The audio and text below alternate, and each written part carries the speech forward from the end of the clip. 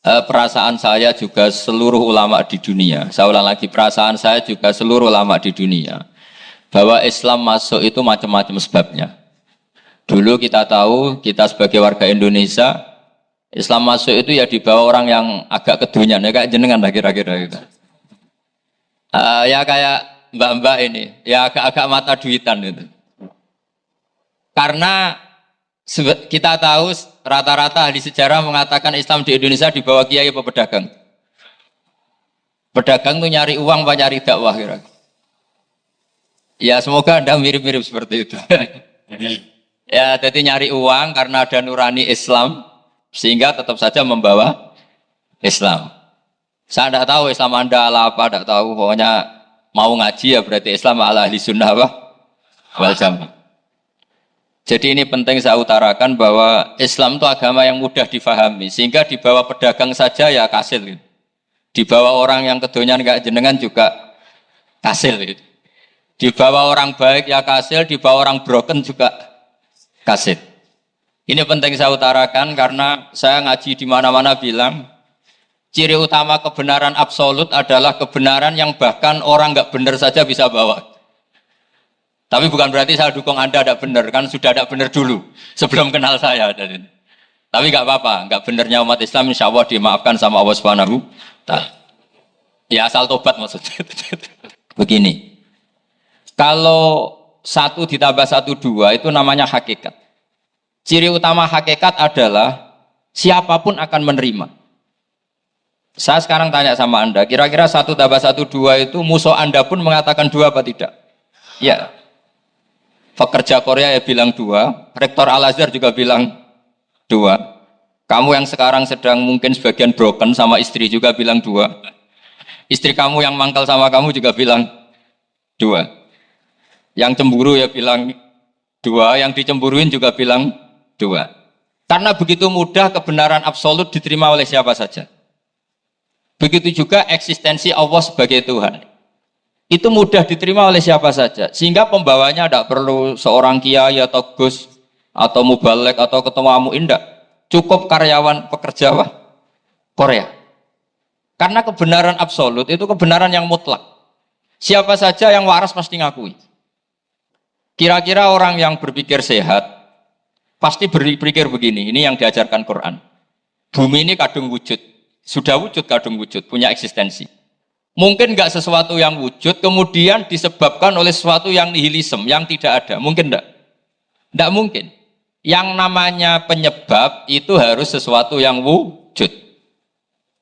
Di mana-mana penyebab itu harus punya eksistensi. Karena langit dan bumi ini kadung wujud, pasti penyebabnya adalah wujud.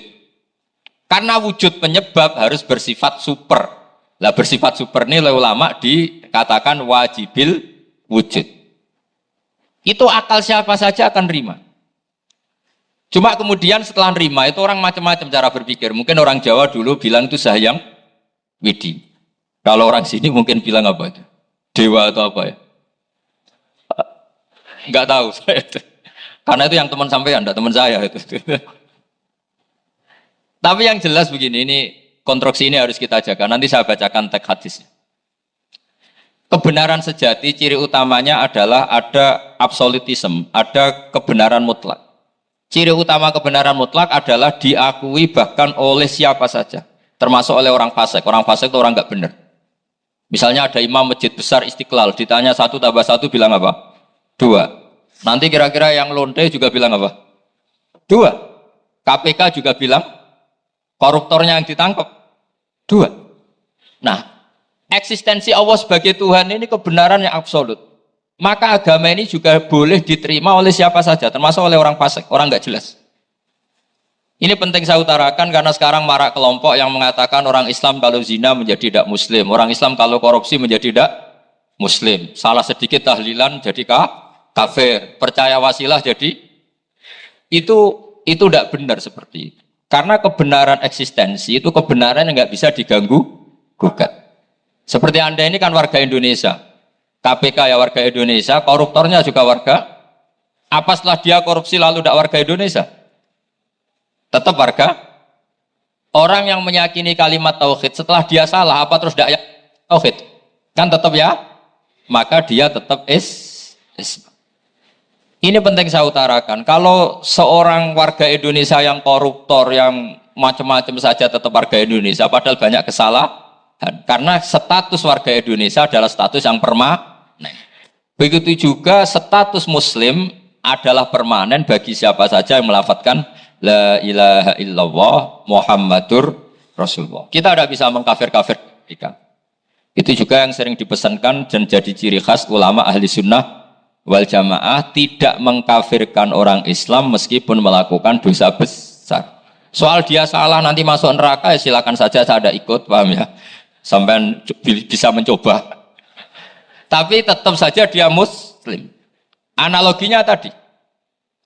Analoginya gampang sekali tadi.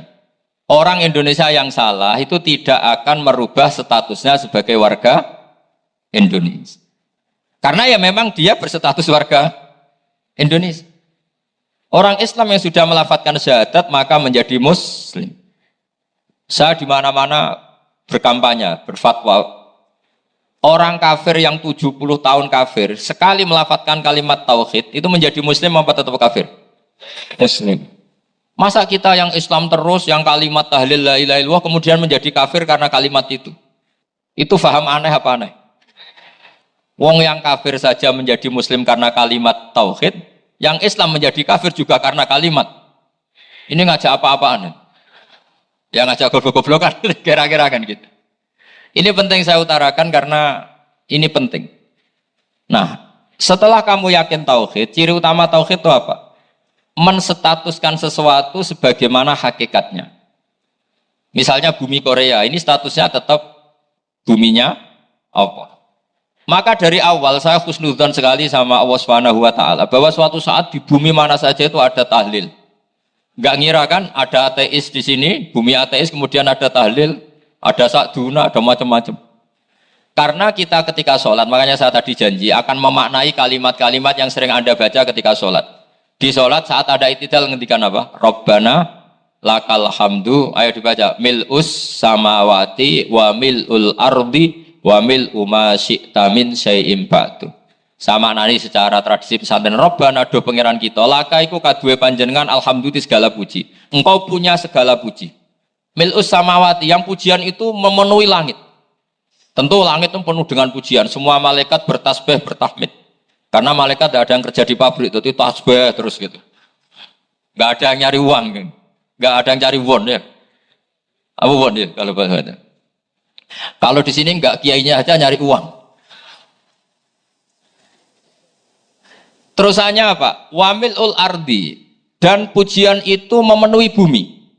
Korea termasuk bumi Allah apa enggak?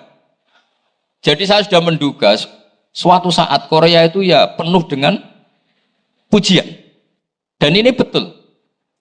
Siapa yang ngira kalau di bumi Korea ada yang hafal lagu Sakduna itu? Itu lagu kesayangan guru kita semua, Kiai Haji Maimun Zubair. Gak ada yang ngira. Siapa yang ngira kalau di sini ada ngaji seperti ini? Di Rusia juga sama. Uni Soviet itu negara ateis.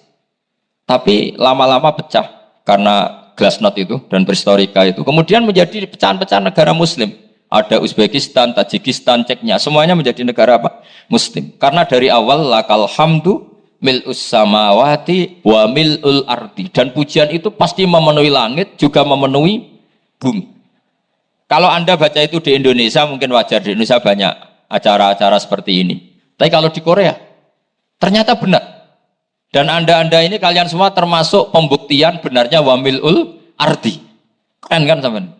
Oh keren sekali, bukan sekedar keren sekali. Makanya saya jarang diundang pengajian mau tapi diundang di Korea mau. Tapi saya ada niat datang undangan, memang saya ingin datang. Jadi, ya karena itu. Ini bentuk penghormatan saya. Bentuk penghormatan saya bahwa pada akhirnya benar-benar lakal hamdu mil'us samawati wa mil'ul ardi. Jadi Anda tidak perlu pesimis, dulu Indonesia juga seperti itu. Banyak Buddha, Hindu, macam-macam ateisme. Kemudian berkatnya para ulama, sekarang jadi negara yang mayoritas Muslim. Korea, barokahnya orang-orang kedonyan seperti ini banyak Islam itu. Enggak apa-apa. Karena sebagian agama Islam, sebagian sejarah ditulis di bawah pedagang-pedagang Gujarat. Kira-kira orang Gujarat ke Indonesia dulu yang namanya pedagang cari apa? Uang. Tapi namanya orang Islam hatinya tetap adanya tauhid. Nyari uang ya tetap sambil dakwah. Kalau yang ke Korea langsung kiai mungkin tidak seramai ini Islam. Karena kalau kiai datang langsung dicurigai jadi misionaris. Jadi ribet malah. Tapi kalau sampean nggak ada yang curiga. Namanya pekerja, pekerja saja nyari uang. Dan itu memang fakta. Cuma kadang ya sadar terus ya bagus lah seperti itu. Nggak apa-apa. Maksud saya ini saya memberi support, memberi tasjek bahwa Allah itu luar biasa. Jadi kalau ingin menyebarkan agamanya macam-macam. Kadang kiai tidak bisa mengislamkan orang, itu anak-anak mahasiswa pacaran, itu banyak yang pacarnya itu masuk Islam. Tapi sampean jangan bilang pacaran halal, ya tidak pernah halal. Tapi Allah kalau menghendaki memberi hidayah itu jalannya macam-macam. Ada yang lewat kerja, coba yang bayangkan ada tahlilan di Korea itu semua kiai tidak pernah bayangkan. Tapi setelah banyak pekerja di sini, kemudian mereka insaf atau sedang insaf, tidak tahu ini. Sampai kapan insafnya juga tidak tahu. Tapi yang jelas ini hebat. Ini apa? Hebat. Tahu-tahu ya seperti ini. Makanya iman saja Rabbana lakal hamdu mil'us samawati wa mil'ul ardi. Masih ditambahi wa mil'u ma syi'ta min syai'in ba'du. Karena Allah itu zat yang tidak terperikan, zat yang tidak terbatasi. Maka pujian di langit dan bumi ini masih kurang. Masih ada apa saja yang nanti akan dipenuhi oleh pujian kepada Allah Subhanahu wa ta'ala. Wa mil'u ma syi'ta min syai'in ba'du. Dan pujian kepada Engkau ya Allah akan memenuhi semua ruangan yang Engkau kehendaki. Mungkin suatu saat negara-negara yang sekarang yang paling minim Islam itu di Amerika Selatan. Kayak di Argentina dan sebagainya. Itu nanti suatu saat juga penuh dengan pujian. Karena tetap Rabbana lakal hamdu mil'us samawati wa mil'ul ardi wa mil'u ma syi'ta min syai'in ba'du. Saya di Jogja setiap akhir ngaji saya ajarin wiridan. Mungkin wiridan ini tidak asing bagi jenengan karena sering saya baca. Subhanallah wa bihamdihi adada khalqihi wa ridho nafsihi wa zinata arsyihi wa midada kalimat. Bahwa kita memuji Allah itu adada khalqi, sesuai jumlah makhluk Allah. Semua makhluk Allah meskipun kelihatannya mengecewakan, ini semuanya memuji sama Allah Subhanahu wa taala. Meskipun kadang kita kecewa, kadang kita tidak cocok. Coba barokahnya Anda ini agak-agak kecewa gitu dengan Indonesia karena nggak menyediakan lapangan kerja untuk Anda. Tapi ya nggak kecewa-kecewa amat ya, agak-agak saja. Karena Anda tetap semua mencintai Indonesia. Gara-gara agak-agak kecewa cari negara lain. Akhirnya di Korea, ada yang di Jerman, ada di Inggris. Tapi bawaan pernah ngaji di musola, Islam ini ke bawah. Sehingga karena Islam ini ke bawah, tahu-tahu ada komunitas yang memikirkan Islam. Umumnya orang mikir Islam itu ya bikin masjid. Kalau di Korea unik, nyewa apa? Nyewa gedung untuk masjid. Itu kalau diceritakan di Indonesia aneh. Ini masjid sewaan. Masjid. Tapi kalau di sini lazim, karena kalau beli mahal ya cukup sewa. Saya tidak tahu kalau dalam terminologi agama tempat Anda sujud ini nanti jadi saksi di akhirat. Itu yang permanen apa yang sewaan tidak tahu. Jadi nanti bumi ini tanya, ya saya ya Allah pernah dipakai sujud, tapi setelah 1 tahun nggak kuat menambah lagi. Makanya saya dukung tadi yang ada gerakan masjid apa. Sebenarnya permanen nggak permanen ya tetap bagus, tidak usah memaksakan. Yang jelas saya sudah ikut nyumbang lelang tadi, dan saya berharap uang itu benar-benar untuk masjid. Kalau untuk tamirnya juga nggak apa-apa, yang penting untuk menghidupi masjid. Saya juga termasuk kiai yang nggak suka kalau hukum itu terlalu fanatik. Misalnya uang ini untuk masjid, kemudian imamnya diterlantarkan. Karena alasannya ini untuk masjid. Imam kan tidak masjid. Nah ini kalau imamnya nggak diservis, kemudian mutung terus pulang ke Indonesia. Ini jadi masalah. Tapi saya juga nggak suka kalau ada negara gitu. Betul-betul saya tidak suka. Yang imamnya itu terlalu diservis. Ini buruk sekali kan. Pernah ada anekdot, ini anekdot tapi nyata. Ada negara yang sangat sehat, Islamnya sangat sehat. Itu imamnya 1 bulan tuh digaji 70 juta. Kira-kira 70 juta dibagi 1 hari berapa? 5 sholat ya? 5 kali 30 berapa? Kira-kira saja. 150. Berarti per sholat dapat berapa ya? Kira-kira. Kan biasa potong gaji kalau berapa kira-kira?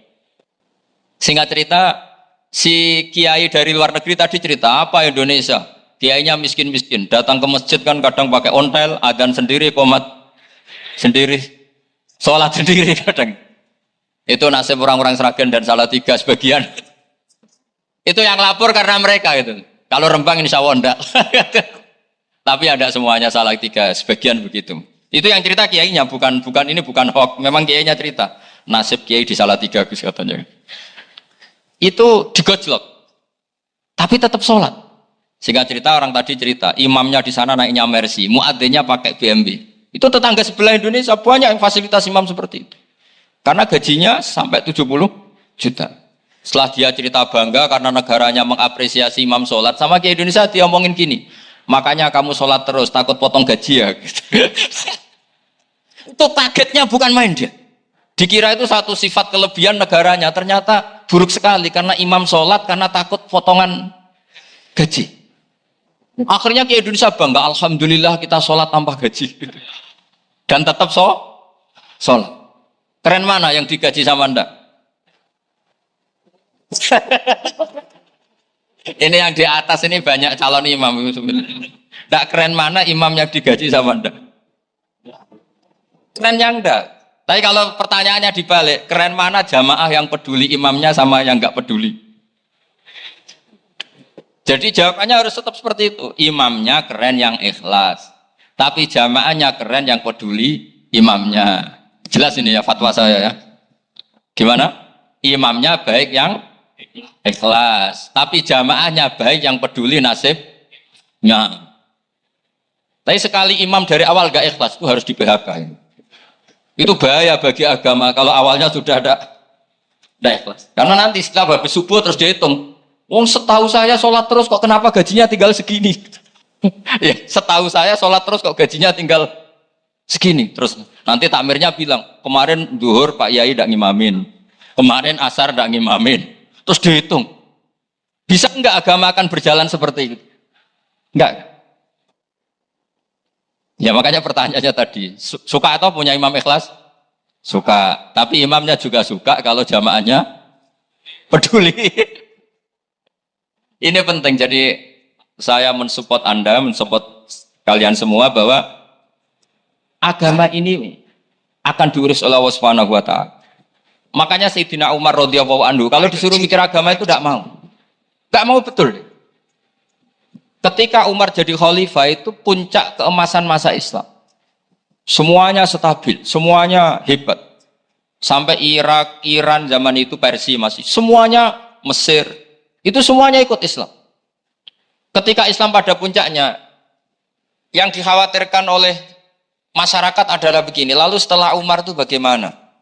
Islam setelah dipimpin orang yang tangguh, yang kuat, yang waroi, yang zuhud.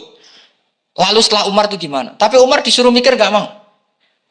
Sampai setiap Abdullah bin Umar jalan-jalan di kampung-kampung itu abahnya dianggap pecundang. Tahu sampean pecundang? Orang yang gak tanggung jawab. Karena orang-orang bilang gini, ya Abdullah bin Umar, bagaimana pendapat Anda kalau ada penggembala kambing di tengah hutan atau di tengah padang rumput, kemudian dia ninggal gelanggang kambingnya. Kamu anggap penggembala ini gimana? Oh itu penggembala yang dolim itu.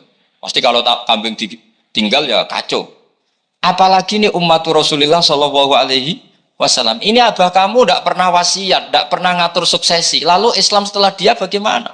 Suruh dia ngomong penggantinya siapa? Karena beliau sudah sepuh, harus ada suksesi. Akhirnya Abdullah bin Umar lapor ke Umar. Ini gimana bahwa orang mengkomplain begini. Apa kata Umar? Agama itu beda dengan kambing katanya. Agama itu milik Allah Subhanahu. Mbok saya pikir, tidak saya pikir tetap jalan. Nah ini terbukti. Jangan ulama ya ndak, mufti ya ndak, tapi bisa menjalankan agama. Kalau agama sampean pikir malah rusak. Sudah pokoknya lakukan saja, tidak usah dipikir. Akhirnya betul. Karena agama ini milik Allah. Soal kita serius memikirkannya itu karena khidmah. Karena kita ingin berbakti pada agama. Tapi Anda tidak boleh berpikir kalau agama ini butuh pemikiran Anda. Beda loh ya. Kita khidmah agama serius karena kita ingin mengkhidmai agama. Tapi agama ini tidak pernah butuh kita. Karena agama ini akan diurus oleh Allah Subhanahu. Coba pas sampean kecil, orang jilbaban di Indonesia itu banyak apa banyak sekarang? Banyak sekarang. Kiainya mutu orang dulu apa mutu orang sekarang? Tapi perkembangan Islam itu ramai sekarang apa ramai dulu? Ramai sekarang. Islam menyebar di seluruh dunia itu zaman Wali Songo, zaman sampean keren mana? Keren sekarang. Kualitas solehnya sampean sama Wali Songo? Wali Songo. Ini betul. Karena agama ini diurus oleh Allah Subhanahu wa ta'ala. Maka kata Sidina Umar, agama ini innallaha ta'ala yakhfadhu dinah. Innallaha ta'ala la yudhi'u khilafatahu waladina. Allah itu tidak akan menyia-nyiakan agamanya. Ini terbukti. Agama ini pernah dipimpin orang terbaik di dunia, yaitu Rasulullah Shallallahu Alaihi Wasallam. Ketika beliau intakola ila rofiqil ala, ketika beliau pindah ke alam sana, diteruskan oleh sahabat yang tentu jauh di bawah Rasulullah. Diteruskan tabiin, diteruskan para wali songo, diteruskan sayang sampean yang jauh di bawah wali songo. Sejauh-jauhnya. Tapi agama jalan sampai Korea. Agama jalan sampai apa? Dulu wali songo itu hanya sampai Mojokerto, sampai Tulungagung. Di bawah sampean, Kelayaban sampai mana ini? Korea. Coba kalau Allah tidak ngurus, nggak bisa. Yang gerakkan hatinya sampean peduli sama masjid siapa? Allah Subhanahu wa ta'ala. Yang menggerakkan hati sampean peduli sama agama siapa? Allah. Tapi yang menggerakkan sampean ke Korea apa? Uang kan? Enggak, nggak apa-apa, jujur saja, jujur ya, santai aja. Ini bagian dari keramatnya jenengan. Niatnya agak bener tapi dibenerin Allah di sini. Dari awal niatnya kan uang gitu. Tapi setelah di Korea dibenerin Allah. Mbok ingat agama gitu. Keren kan? Makanya yang syukur sama Allah Subhanahu wa ta'ala. Yang bisa hanya Allah ta'ala. Makanya dalam dunia kiai selalu baca apa? Alhamdulillah alladzi hadana lihada wa ma kunna linahtadiya laula an hadana Allah. Alhamdulillah kita diberi hidayat seperti ini. Kalau tidak Allah tidak bisa. Sudah mata duitan, kadang istri ngomel, mertua tidak percaya. Sudah setengah-setengah broken gini saya tahu sampai ke Korea itu karena broken pas saking sayangnya keluarga. Potensinya hanya dua. Dibela-belain kerja demi keluarga atau agak broken maka ke sini. Tapi apapun potensi itu tetap baik. Itu takdir sudah, itu takdir tidak usah dibicarakan. Semua itu apa? Karena orang kalau sedang rukun ya tidak mau tukaran, kalau sedang tukaran ya tidak mau rukun. Itu sudah semuanya takdir. Kata bapak saya dulu kalau ada orang mau jualan tanah, Pak Yai tanah saya mau saya jual. Ini gimana padahal ini tanah warisan. Kata bapak, nak waya adol ya adol. Memang ini saatnya jual ya jual saja. Nanti kalau kaya saatnya beli ya beli saja. Karena kalau sudah saatnya jual mau beli ya gak mungkin kan.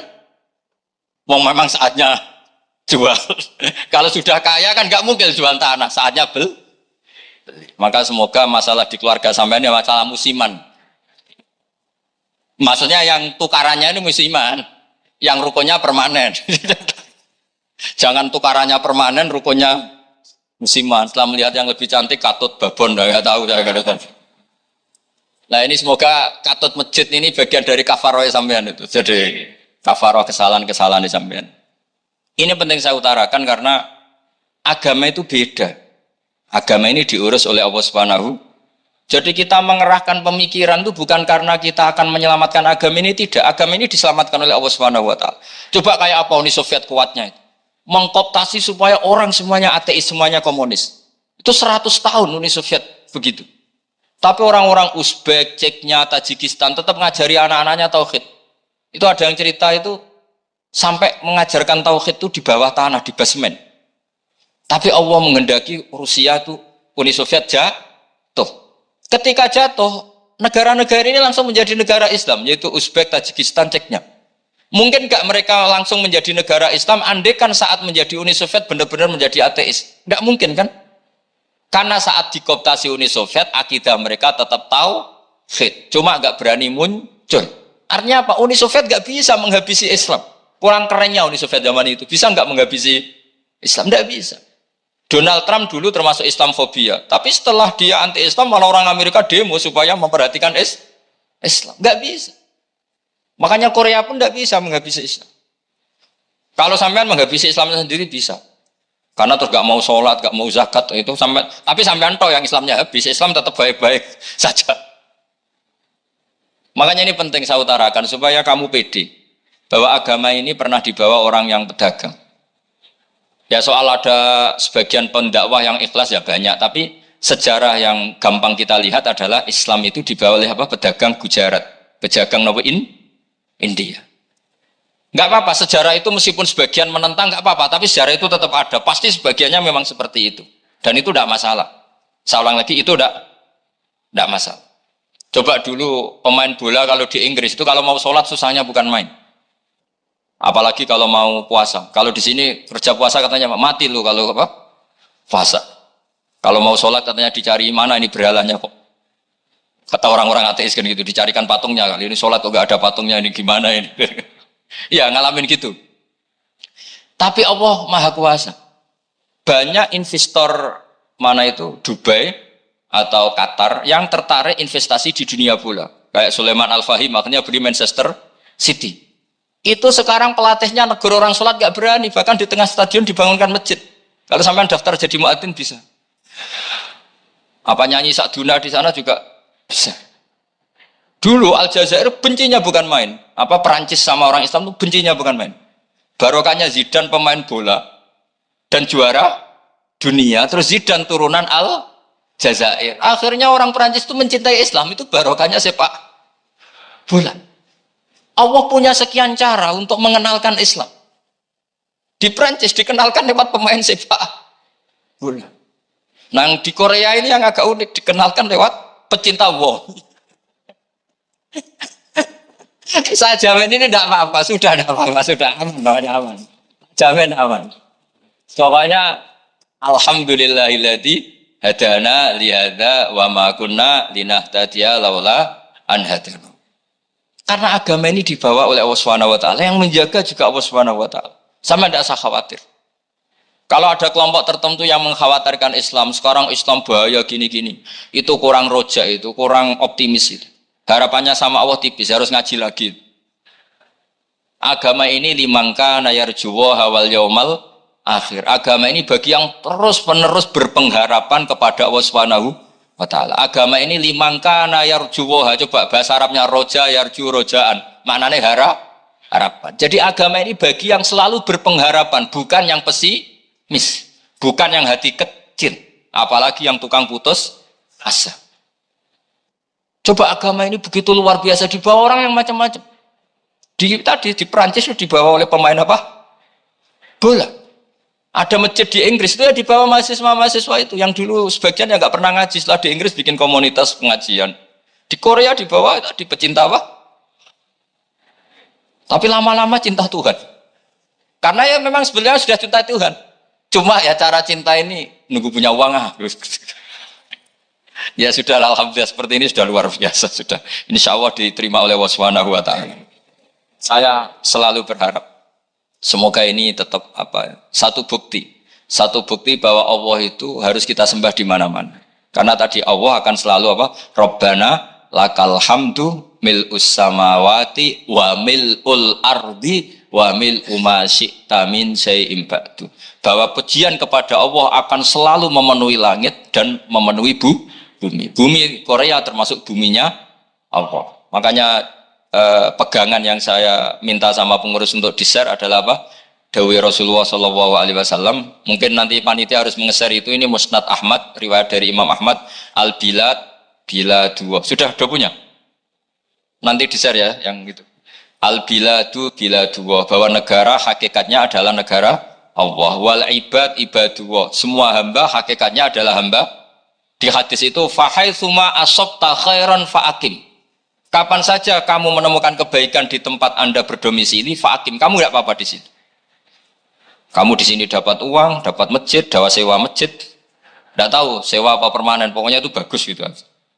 Buminya dirayu. Bumi meskipun ini enggak permanen, tapi tetap jadi saksi loh ya. Harus ada kompromi ini. Karena kalau dengar orang Indonesia jadi aneh, masjid kok nyewoi. Tapi aneh di Indonesia, ada aneh di sini, sampean tenang saja. Tentu malaikat pencatat di sini juga sudah tahu kalau sebagian masjid itu sewaan. Jadi ya ada eskal-eskal amat lah, sudah. Nggak jagal-jagal amat karena kondisional apa?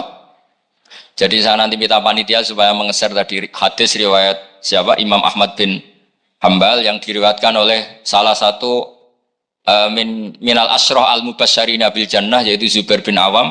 Nabi ngendikan al biladu biladullah, negara mana saja adalah negara Allah. Wal ibad ibadullah, semua hamba adalah hambanya Allah. Fahaitsu ma asabta khairan, di mana saja kamu mendapatkan kebaikan, fa'akim, kamu tidak apa-apa berdomisili di situ. Ya saya mohon ini penting sekali. Pokoknya saya mohon kalimat tauhid ini dijaga. Karena kalimat tauhid ini kata semua ulama kasajaratin thayyibatin asluha tsabitu wa far'uha fis sama. Dan kalimat tauhid ini pasti tu'ti ukulaha kullahinim bi'izni rabbiha. Kalimat tauhid yang dibawa umat Islam seluruh dunia. Meskipun dia orang fasik, orang enggak benar, tetap tu'ti ukulaha kullahinim bi'izni rabbiha. Kalimat ini akan membawa berkah bagi orang yang dihinggapi atau didomisili umat Islam. Coba sebagian nanti orang Korea menjadi muslim itu karena di sini ada komunitas pekerja muslim kemudian menyisakan atharul Islam. Apa? Jejak-jejak apa? Islam. Enggak apa-apa. Pasti kalimat ini tu'ti ukulaha kullahinim bi'izni rabbiha.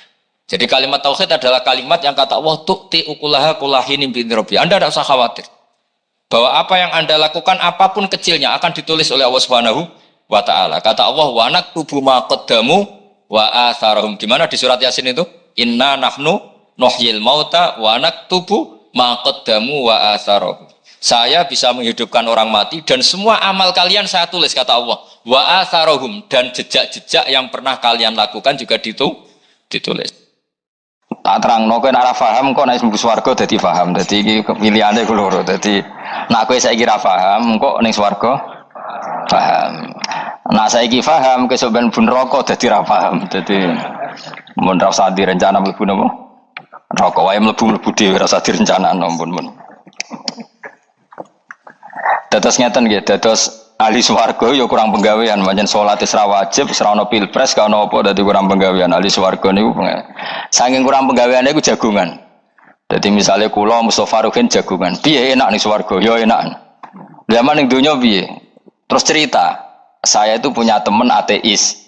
Saya punya teman komunis yang ketika pertemanan dengan kita sering menghina kita karena kita ini percaya adanya hari kebangkitan. Teman saya itu sering melecehkan idza mitna wa kunna turaba wa idzaman inna lamadinun. Masa kita sudah jadi debu, jadi tulang belulang, kemudian kita akan dibalas amal-amal kita.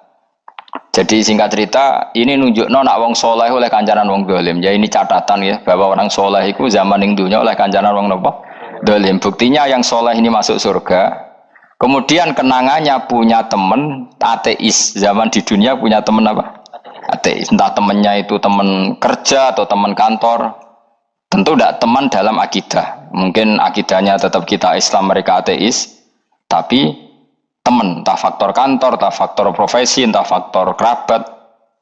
Tapi yang jelas si orang penduduk surga ini punya kenangan, kami dulu punya teman ateis. Ini kanali korin. Yang teman saya yang anti Tuhan itu mengatakan, melecehkan saya, aidza mitna wa kunna turaba wa idzaman inna lamadinun. Masa kita sudah jadi debu, jadi balung, tulang belulang, kemudian kita dihisab atau kita nanti ada hari balasan. Nah terus ketika jagungan ini tadi saya bilang ahli swarga kurang penggawean. Lah piye delok piye jare kanca-kancane, moh aku ora melok di kanca jare. Jadi fayaquluna lah. Jadi ketika Ruhin muni ape delok jare Mustofa, jare Kifat, moh aku gak kancaku, delok dhewe jare. Lah si Ruhin kan wong kurang pegawean, mulai ning donya sampe ning swarga. Terus delok. Terus fattala'a fara'ahu fi sawail jahim. Bareng dekne delok roh kancane kejet-kejet ning neraka. Seneng dekne. Dadi wong ora hasud tuh nanti ning swarga aja hasud. Seneng terus muni ngene, tawahi ing kita laturdin. Dulu kamu hampir saja menyesatkan saya. Hanya zaman dia ateis sempat ngerayu supaya Ruhin dadi napa? Ateis, gue Islam ya tetap kere, melo ateis saya. Wes kere, zina rawani, maling rawani gak enak. Soalnya sering dirayu-rayu gitu. Makanya bilang apa? Tawahi ing kita laturdin, kamu zaman di dunia hampir saja menyesatkan saya. Walau la ni'matu rabbi lakuntu minal muhdharin. Kalau saja saya tidak diberi nikmat Allah, aku kelakuanku ya koyo kowe. Akhirnya masuk neraka koyo kowe. Nah terus Ada soal taladzudin, dia tanya tapi saking senenge. Afama nahnu banyitin. Coba lihat saya sekarang, apa saya sekarang mati? Tidak kan, saya tidak mati kan, cuma mati pertama saja, mati zaman di dunia. Sekarang saya hidup lagi. Artinya kamu yang dulu memungkiri ada kehidupan, dulu aku saiki tidak mati. Ternyata saya sekarang hidup dan dapat nikmatku yang rokok. Jadi aku nunjukno sunai manusa iku ora puas nak ora ngalahno musuhe. Nganti ning swarga iku ora lega nah. Jadi manusa iku hasudnya itu terlembagakan sampai akhirat. Jadi wong-wong sing tahu dimaki-maki kubu sebelah, iku nak kubu sebelah mlebu neraka, iku kowe ning swarga gak marem nak gak delok. Dadi hasud iku ya seru no. Jadi nak kula pun mboten, makome mboten nonton, kula mboten. Niku makome rukin barang dadi lari lho kan dinyak melarat, gendut, kriting mangkel. Kudu menangi sing ngenyak mlebu neraka. Aja sampe sing ngenyak kita mlebu swarga kene mlebu neraka. Wah, gak puas ya, no? Makanya gambarannya Quran itu manusia tetap manusia. Ketika orang kafir dengan segala kenikmatannya, misalnya mungkin Amerika, mungkin negara-negara yang sekarang kumo luhur dengan teori kapitalisnya, mungkin ngenyak Ethiopia, ngenyak Syria, ngenyak. Tapi apapun salahnya Syria, Ethiopia tetap iman. Tetap suasana masuk surga meskipun ngurmat negara tidak pedes. Tapi yang ngurmat negara benar tapi ngurmat iman tidak benar bisa saja nanti masuk neraka. Itu makanya kita problem di dunia kan gitu. Makanya saya mohon umat Islam itu tidak perlu menjawab kritikan itu. Dari awal kita nanti enaknya itu di surga. Kali di dunia kita pasti salah. Ngelola negara ra iso. Banyak negara Islam sing carut napa? Marut. Ngurus bojo ra iso. Banyak santri sing pegatan. Ngurus anak yo ra iso, anak yo dubu weling kok bapak. Kita ini kan ngurus yayasan yo ra iso. Kan semua yang berbau Islam mesti carut marut. Karena ya apa ya, dari awal kita ini mah enggak serius ngurus dunia. Kok serius piye nyimpen dhuwit wedi dosa ana hisab. Ape riba rentenir wedi dosa. Ape ngatur dunia nemen-nemen wedi dosa. Allahu al-mudabbir sing ngatur kok melu ngatur barang. Wah, akhirnya karena wedi dosa terus goblok. Sebagian goblok klasik, sebagian keterusan. Nah, sing repot sing keterusan sampai asli lah iku terus kombinasi napa? Jadi wong Islam itu ora kober serius mengurus dunia. Kadang punya pemimpin fasik lah ben kono bae-baean dunia. Jadi ribet wong Islam. Akhirnya kita ini dihina wa idza marru bihim yatakhamazun wa idza qalabu ila ahlihim qalabu fakihin wa idza ra'ahum qalu innaha ula inapa ladallun. Orang-orang kafir itu kalau melewati orang Islam pasti ngenyak. Urip nyatane ngono, ngelola negara gak bisa, ngelola keluarga gak bisa. Nah, nanti kalau kita di surga itu kata Allah fal yaumal ladzina amanu minal kufari yadhakun. Nanti di surga orang-orang iman gantian menertawakan orang-orang kafir. Jadi itu menunjukkan bahwa kita tidak pernah puas sebelum dendam menertawakan. Jadi wis ning swarga iku cita-citane mukmin tetep fal yaumal ladzina amanu minal kufari yadhakun. Jadi kowe sok ben ning swarga iku ya Allah kasih saya fasilitas bisa melihat penduduk neraka. Terus dene ning teras-teras swarga dipertontonkan orang kafir alal araiki yang turun. Hal suwibal kufaru makanu ya fa'alun. Delok saiki kowe mbek aku mulya ndi. Jadi dendam itu penting. Tapi sebenarnya ini swarga ini dunia wis kalah wis nurut ae no. Gak dadi menteri yo nurut wis pokoke nurut ae wis barang dunia pek-pekan wis. Cuman ora bener ya dielingno iku ya bahaya nek ora bener.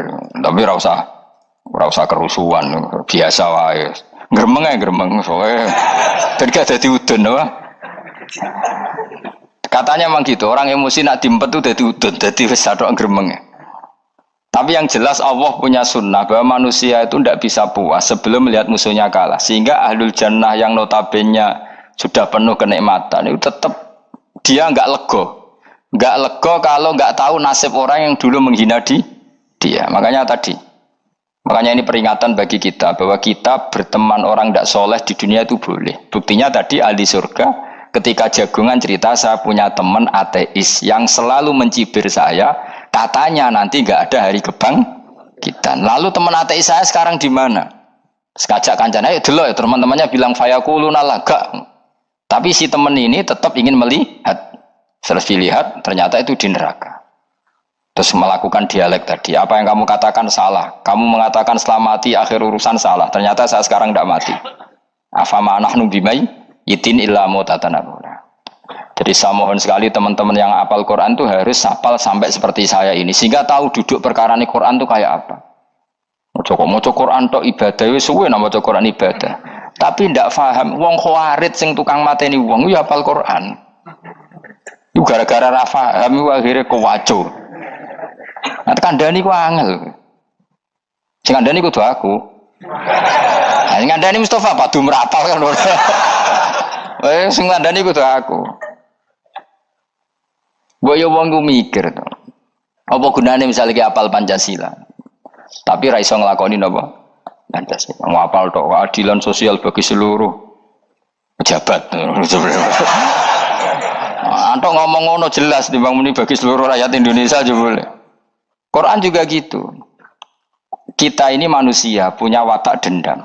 Tapi dendam ini dikelola oleh Islam. Dendamnya mending swarga ae. Ning donya ben, ning donya mesti sediluk. Tenan betul. Orang-orang mukmin itu sampai belum lega kalau belum ketemu orang yang pernah mencibir. Yaitu tadi qala qailu minhum inni kanali qarin. Saya punya teman yang ketika di dunia selalu mencibir saya, inna kalaminal musaddiqina idza mitta wa kunna turaba wa idzaman aina lamadun. Teman saya itu selalu mencibir, masa kamu percaya hari kebangkitan? Kita nanti kan sudah jadi tanah, jadi tulang belulang, masa bangun lagi? Yang benar saja kamu. Nah, orang-orang yang mencibir ini kan sakit. Orang dicibir itu kan, nah sakitnya itu terbawa sampai surga. Tapi nak mlebu neraka ora kok berdendam melane. Dadi dendam iku anane ning swarga, nek ning neraka ora kok berdendam. Dianjuti malaikat oleh dendam piye. Tapi bareng ning swarga happy-happy iku piye? Kancamu dhisik sapa wae. Ora kanca partai maksudnya kanca iki. Ya dadi sok nek ning swarga musa-musamu delok. Jebule swargane sak dhuwurmu. Karena jogeman musuh ya aku demen isin gue sebenarnya. Dia musuh jebule swargane. Ndi musuhku, sing wane aku betul. Terus jare kancamu teko, aku ning dhuwurmu. Ya jarak aku. Repot ya. Jadi terus kedua, peringatan dari Quran. Allah itu saking kudrohnya, itu senengane ku gawe fitnah. Fitnah itu sesuatu yang enggak masuk akal. Jadi wong kafir utawa wong Islam piyambak iku kon iman sesuatu yang paradok. Iku kon ngimani ning suk neraka iku ana wit. Lah neraka iku panase ngono, ana wit. Mulane jare wong kafir Muhammad tambah suwe tambah waras. Mergo wong neraka iku makan sajaratus zakum. Mulane wong kafir tambah guyu Muhammad itu gak waras. Jarene neraka banget panase, tapi di saat yang sama ngomong wit iso tumbuh. Mestinya neraka itu kan enggak ada pohon. Mulane Allah nate ngendikan wa ma ja'alna ru'yallati arainaka illa fitnatal linnas wasyajaratal mal'unata fil Qur'an. Jadi satu orang itu diuji disuruh ngimani Isra Mi'raj. Nabi yang tetap posisinya di Mekah diberitakan oleh Quran bahwa Nabi telah menembus langit Sabtu dalam lahdoh satu malam. Wong kafir malah guyu-guyu. Terus kedua, ada pohon yang tumbuh di neraka. Mulane dawuh pangeran seperti wa ma ja'alna ru'yallati arainaka illa fitnatal linnas wasyajaratal mal'unata fil Quran. Jadi diuji. Yes ngono dunya kaya wong Islam sakniki nih. Yang mengklaim negara Islam tata kelolanya carut marut, yang negara non Islam kadang tata kelolanya rapi, sehingga seakan-akan kita ini salah ngurus dunia wae ra iso mung ngurus akhirat. Tapi saya berharap sing dicibir iki sok ben mlebu swarga, dadi iso dendam. Tapi nek mlebu neraka iku ora kober dendam. Lan kula mboten gadah rencana mlebu neraka mboten gadah. Kula niku nggih pendendam dadi mangkalku ben kesampaian sampeyan nak teng pundi? Swarga. Kita harus ngalami fal yawmal ladzina amanu minal kuffari yadhakun alal araiki yang jangan sampai kita ngalami kita sendiri disiksa. Kowe ngilu awakmu dhewe, milih dendam apa milih mlebu neraka? Milih dendam ya. Syaratnya mlebu apa? Swarga. Jadi pangeran itu memang sering damel sesuatu itu paradok. Tapi memang Allah sengaja. Mulane kula bolak-balik matur, ulama itu banyak, yang jaga akhlak ya banyak, yang jaga ilmu yang banyak. Kadang yang jaga ilmu itu yang akhirnya nyuwun sewu cangkem elek dan itu penting. Saya di mana-mana bilang, sesuatu itu kadang nggak bisa dijelaskan secara baik-baik. Syaratnya kudu cangkem elek. Cuma karena itu nggak mungkin kita nisbatkan pada Nabi, ben aku wae sing tanggung jawab. Kalau nak dinisbatkan Nabi kan elek, maksud Nabi kok gerakan cangkem elek. Ben aku wae. Nak pancen salah, aku sing tanggung jawab. Tapi nyalahno aku neraka, yakin neraka. Siji yo ora level, nomor siji ora level. Dhisik sahabat itu akhirnya yo nyun sewu cara ora sahabat yo cangkem elek. Mergo mangkel. Ada orang munafik saking ora ngajare ngene. Kenapa saya bikin gerakan cangkem elek? Kok janut lho. Kowe asli elek maksudnya cangkemmu wis elek ora kok. Kok nang darane aku harus gebak ora asli cangkemmu wis elek. Wis ngono perkara dunya ora perkara hak. Nah kan perkara hak, cek keren. Wong munafik ku saking mangkelno ning Kanjeng Nabi, saking kepengin Nabi itu ketok goblok, ketok salah. Iku kadang takok nggawa untane unta ya. Takok ya, "Mat, unta kuwi sing ngawini untane sapa? Kok anake kok ora kembar?" Terus ana sahabat sing cangkem elek kaya Ruhin. "Tak pajangi aku." Kuwi apa-apa. Dadi oleh muni ku nazautu alaiha, nazautu cara aku sing nyelingkuhi. Terus ki apa-apa. Mergo gak trimo nabine dikei pertanyaan sing gak masuk akal. Paham? Begitu juga ketika mereka nyembah berhala Lata Uzza, iku sing cangkem elek ya sahabat. Mergo Nabi ra pantes. Cangkem elek bicara to, aku gek bengi pas sampe nyembah berhalaku. Jebule pas diuyoi luwak. Aku mikir, mosok pangeran diuyoi luwak menengah iki apa-apaan? Dikencingi apa? Luwak. Ada lagi orang Bedui, orang munafik tanya, "Muhammad, idda'aita annaka utiyal wahya." Kamu tuh mengklaim kamu dapat wahyu. Sekarang unta saya hilang. Lalu posisi unta saya di mana? Kamu idda'aital ghaib. Kamu mengklaim tahu barang ghaib. Sekarang unta saya di mana? Sahabat akhirnya cangkem elek. Tak colong apa-apa pokoke. Pergamane. Pokoke butuhe mangkel lho, padha mangkel nih. Mergo gak trimo nabine nggo pertanyaan-pertanyaan yang tidak mendidik, yang menyudutkan. Yang paling parah mau nazautu alaiha. Ya aku sing nyelunggi wae apa-apa. Nah sama misalnya orang kafir bilang orang Swiss lebih bahagia timbang orang orang Ethiopia. Orang Eropa lebih bahagia ketimbang orang Syria. Kamu harus bilang kata siapa? Coba ukur. Kita yang miskin, kita yang tidak menteri, kita yang tidak siapa-siapa. Andai kan ditimang kebahagiaan kita dengan menteri tidak mesti kalah. Mereka juga punya atasan yang mengganggu kan. Kue jadi buruh majikan ya tersita oleh atasan, menteri ya tersita oleh atasan. Kebebasannya ya ada yang tersita. Wayai penturu harus ngantor, wayai kepengen mangan harus rapat. Kamu ya tersita pe mangan rakelar ya sesuai tersitanya macam-macam kan. Semua itu kita sama kok. Ada yang sesuatu yang kita tidak gesam, mereka juga sama ada sesuatu yang tidak. Ya. Sebenarnya pola hidup itu kan sama. Dan itu kadang-kadang yang jadi aman kadang-kadang mau cangkem elek sing iso jawab. Tapi saya ulang lagi itu nggak mungkin kamu nisbatkan kepada Rasulullah karena Rasulullah itu ahsanan nasi khalqum. Tapi ulama ben tetep ngene iki. Sing kaliber lho ya. Sing kira-kira cangkem elek tetep keramat kok kula lah minimal koyo kula. Kula nu cangkem elek tetep keramat. Kowe sopan ora keramat ora ono ilmune kok. Entekno sopanem ora ono pengaruh ya. Entekno sopanem tetep keramat aku, yakin keramat aku. Baik sopan lah ya. Ora ono ilmune apa-apa. Sopan yo keliru, cangkem elek yo keliru, urip yo keliru, mati yo keliru, pokoke kadung keliru. Ana ulama diomongi, Pak Yai, kalau neraka itu, kalau setan dari api, kemudian setan disiksa api kan sejenis, susahnya apa? Kiai ini mangkel terus ngambil segenggam tanah disawur ora ini. Loro Yai, jare ke kota tanah, kena tanah kok loro. Enggak bisa seperti ini diberi penjelasan baik-baik kan. Setan itu kok geni Pak Yai, jari disiksa di neraka kan gak apa-apa, sama-sama api. Kiai ini ngambil tanah, swawur ora ini. Barang mau sakit Kiai, jari kok tanah, kena tanah kok sakit. Hanya jangan katakan kalau setan dari api kena api tidak sakit. Coba kamu kasih penjelasan baik-baik. Ngapunten nggih, umpami jenengan nggih, ngapunten lho niki. Ngapunten nggih, umpami jenengan nggih. Ngapunten lho. Kesuwen. Umpami jenengan kena tanah seputi iki mboten napa-napa, kena tanah kula biasa ya. Kan kesuwen. Saya nak buat sawuri raine. Terus kelilipan. Padahal materi manusia dari tanah. Ternyata kena tanah sakit. Makanya dendam itu penting. Tapi tadi loh ya, bukan dalam konteks dunia. Ning swarga. Allah itu wis gawe manusa iku duwe dengan tanda kutip dendam tadi. Dekne tetap gak terima. Orang yang dulu menghina saya iman, kemudian orang itu di surga gak terima. Makanya diberi hak untuk melihat bahwa temannya masuk neraka. Mulane fattala'a fara'ahu fi sawa'il jahim. Kemudian temannya dilihat, kemudian temannya di neraka.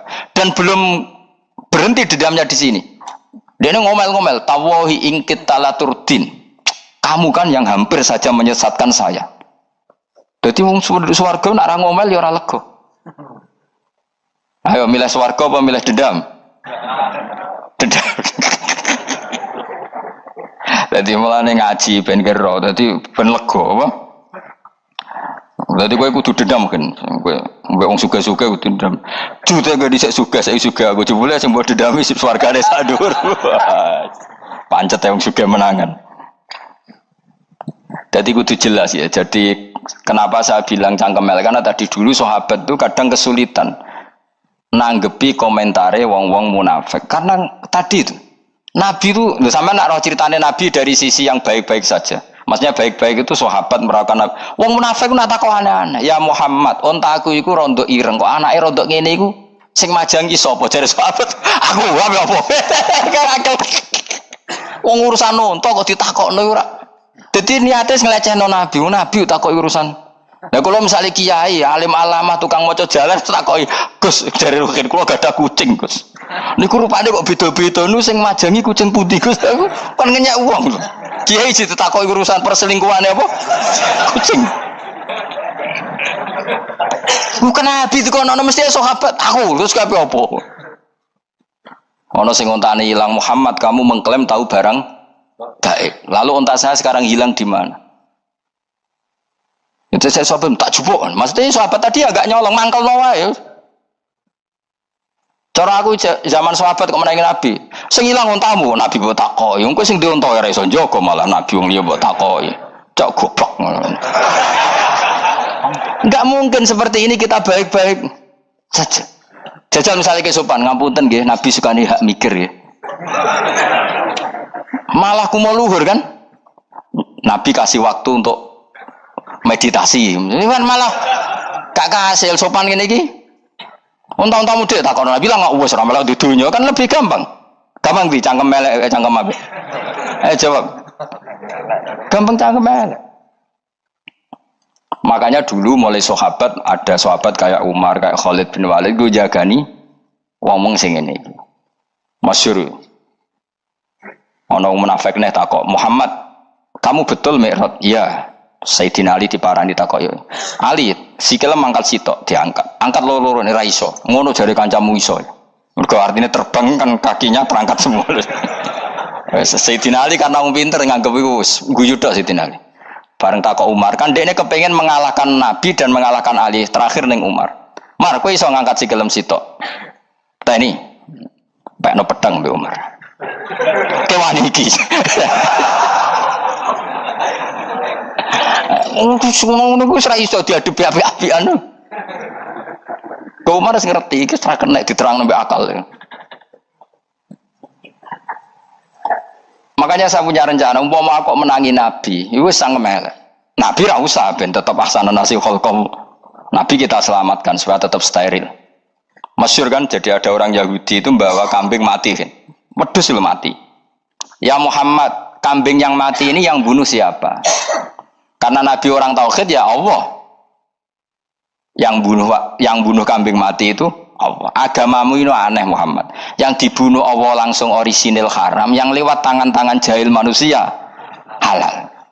Itu sing disebut wa kadzalika ja'alna likulli nabiyyin aduwan syayatinal insi wal jin yuhi ba'dhum la ba'din zukhrufal qauli ghurur. Coba cara aku menangi Nabi. Kan nah cara medis kan jelas ya, kan tentu sehat yang disembelih karena darahnya keluar. Tapi mereka ngomong wong orisinil dibunuh wong langsung kok malah haram, yang dibunuh manusia Ini aneh mata agama. Cara aku menangi zaman Nabi, yo ono pangan dhewe ngono kowe sing gampang dikira-kira, tapi ora aja Nabi lho sing ngendikan. Kowe wae sing penggemar Nabi. Kancang kemelek pantes selain bakat yo ora bakal dadi nabi wis. Ya kowe nek muni halal yo pangan tekno. Kan dekne muni halal kan? Ya wis entekno. Ben do mangan apa, Bah? Badang. Tapi Nabi kan gak mungkin ngendikan seperti. Tapi sahabatnya do ngendikan gitu. Mergo yo mangkel ngadepi. Jadi kadang-kadang orang itu gak bisa dikasih penjelasan secara apa? Baik-baik. Ya tapi tadi saya ulang lagi, kita kudu tetap nyelametno Kanjeng Nabi. Yes, mulane ulama itu keras masalah bab ngadepi wong fasik itu keras. Masyhur Sidina Ali nanti debat be orang ateis. Ali, kowe sare terkenal sahabat Nabi paling cerdas. Umpama kowe wis mbok rewangi salat, mbok rewangi poso, kemudian sampean mati ra ono apa-apa. Terus kowe rugi, mbok rewangi salat, mbok rewangi poso, mbok rewangi takwa, ternyata nanti di akhirat ndak ada apa-apa. Lan aku kan enak ning donya, gak tahu salat, gak tahu poso, jadi nanti kalau gak ada apa-apa kan gak masalah. Aku di dunia gak pernah kebebanan aturan-aturan syariat. Masyhur dawuh Sayyidina Ali. Ingka nama taqulu sidqan atau haqqan takhallasta wa takhallasna. Wa ingka nama aqulu haqqan takhallasna wa ahlakta. Siapa lo dia? Jika yang kamu katakan benar, yang lolos tidak hanya kamu, saya pun lolos. Jika nanti di akhirat gak ada hisab, memang yang selamat kue tok, aku lah yo selamat dong, bodoh-bodoh ra ono hisab. Ingka nama taqulu haqqan faqad takhallasta wa takhallasna. Jika yang kamu katakan benar gak ada hisab, maka kamu selamat, saya pun selamat rumangsamu. Tapi jika yang saya katakan benar, takhallasna wa ahlakta, saya selamat kue rusak. Niku muga ora Sidina Ali cangkem elek tapi, muga ora Sidina Ali. Muga sing ngomong Ruhin misal. Kan cangkem elek. Karena orang seperti itu ra iso mbok terangno api-apian. Di kampunten nggih mengke delok mengke. Lho delok mengke kesuwen li. Kowe nek mati wae SMS aku malah do ndi-ndi ngomonge. Maka jawab Sayyidina Ali, jika yang kamu katakan benar, yang selamat tidak hanya kamu, saya pun selamat karena tidak ada apa? Bisa. Tapi jika yang saya katakan benar, maka takhallasna wa ahlakta, saya selamat, kamu rusak. Mulane cara kula wong Islam kudu yakin mlebu swarga. Senajan pun neraka sik. Saya berkali-kali bilang, kita pun nuruti khawatir. Sebenarnya sholat kita potensi gak diterima Allah karena ada ikhlas. Puasa kita juga gitu. Tapi masalahnya kubu sebelah darani siapapun mati itu masuk swarga. Lan aku kalah iklan iso kalah. Lan aku kampanye paling gampang ngaji swarga, ngaji ra paham yo swarga, go kitab ngalor ngidul yo swarga, modus gaya-gayanan yo swarga. Ngaji mergo mangkel bojo yo swarga. Ngaji nglalekno utang yo swarga. Oh, apa kubu sebelah wae swarga terus bosok kene sing iman kok. Swarga. Soal akhir mlebu neraka tak kandhani wis enteni sik sabar. Pada akhirnya tetap masuk swarga. Pada akhirnya wah kapan 10.000 tahun apa ya ora. Ayo ora kepengin orang lakoni kok. Jadi ini penting ya. Jadi kita harus terbiasa berpikir secara tadi ya. Sarohku sahabat ulama itu nak ngadepi wong fasik itu akhirnya cangkem elek. Mergo kadang penjelasan lebih gampang. Cuma tadi saya ulang lagi, Nabi harus kita selamatkan. Ajane Nabi Ibrahim yang podo parah. Jadi ketika beliau mematahkan semua berhala yang kecil kan kapaknya dikalungkan berhala yang bareng ditakoi. Siapa yang melakukan itu? Ya takono sing nggo kapak, aku ora nggo kapak. Jare ketuane wong kafir, "Utekem lho, wong karuan berhala, bukan nakoki, ora karuan ra iso ngomong, bukan nakoki." Lah utekem ning ndi karuan ora ngomong mbok sembah. Akhirnya berhubung Nabi Ibrahim darane ngendikan, lah sing nyora aku. Lah yo muga iku ora nabi, iku cangkem elek ta cangkem apik. Muga ora nabi lho. Mergo Nabi Ibrahim diutek-utek, utekem lho, mu karuan berhala watu kok kon nako. Jare Ibrahim utekem tak kok karuan watu kok mbok sembah. Iso diterangno api-apian. Ngapunten nggih. Ngapunten sanget niki niku. Kesuwen yakin kesuwen. Lah cuma ke mari siko Nabi ku ya iku netok sing cangkem elek iku. Tapi ora demi hak, demi hadun. Nah iku sing mari elek. Apa logikanya? Saiki musuh dhisik musuh saiki gabung kuwi barang-barang donya kok mbok soal. Nyoal barang akhirat itu keren apa? Apa susah ning donya nggo sujud, apa susah ning donya nggo ibadah iku keren. Nyoal kok trimo. Dhisik musuhan kok saiki rukun ben donya kok mbok soal ben wis. Cegeman santriku ngono sini aku. Ciri utama wong apik nyebalano barang donya, tapi nek akhirat seri. Kayak aku mestine paten soal wis ngaji jalalan kok gak dadi wali ku maksudku piye?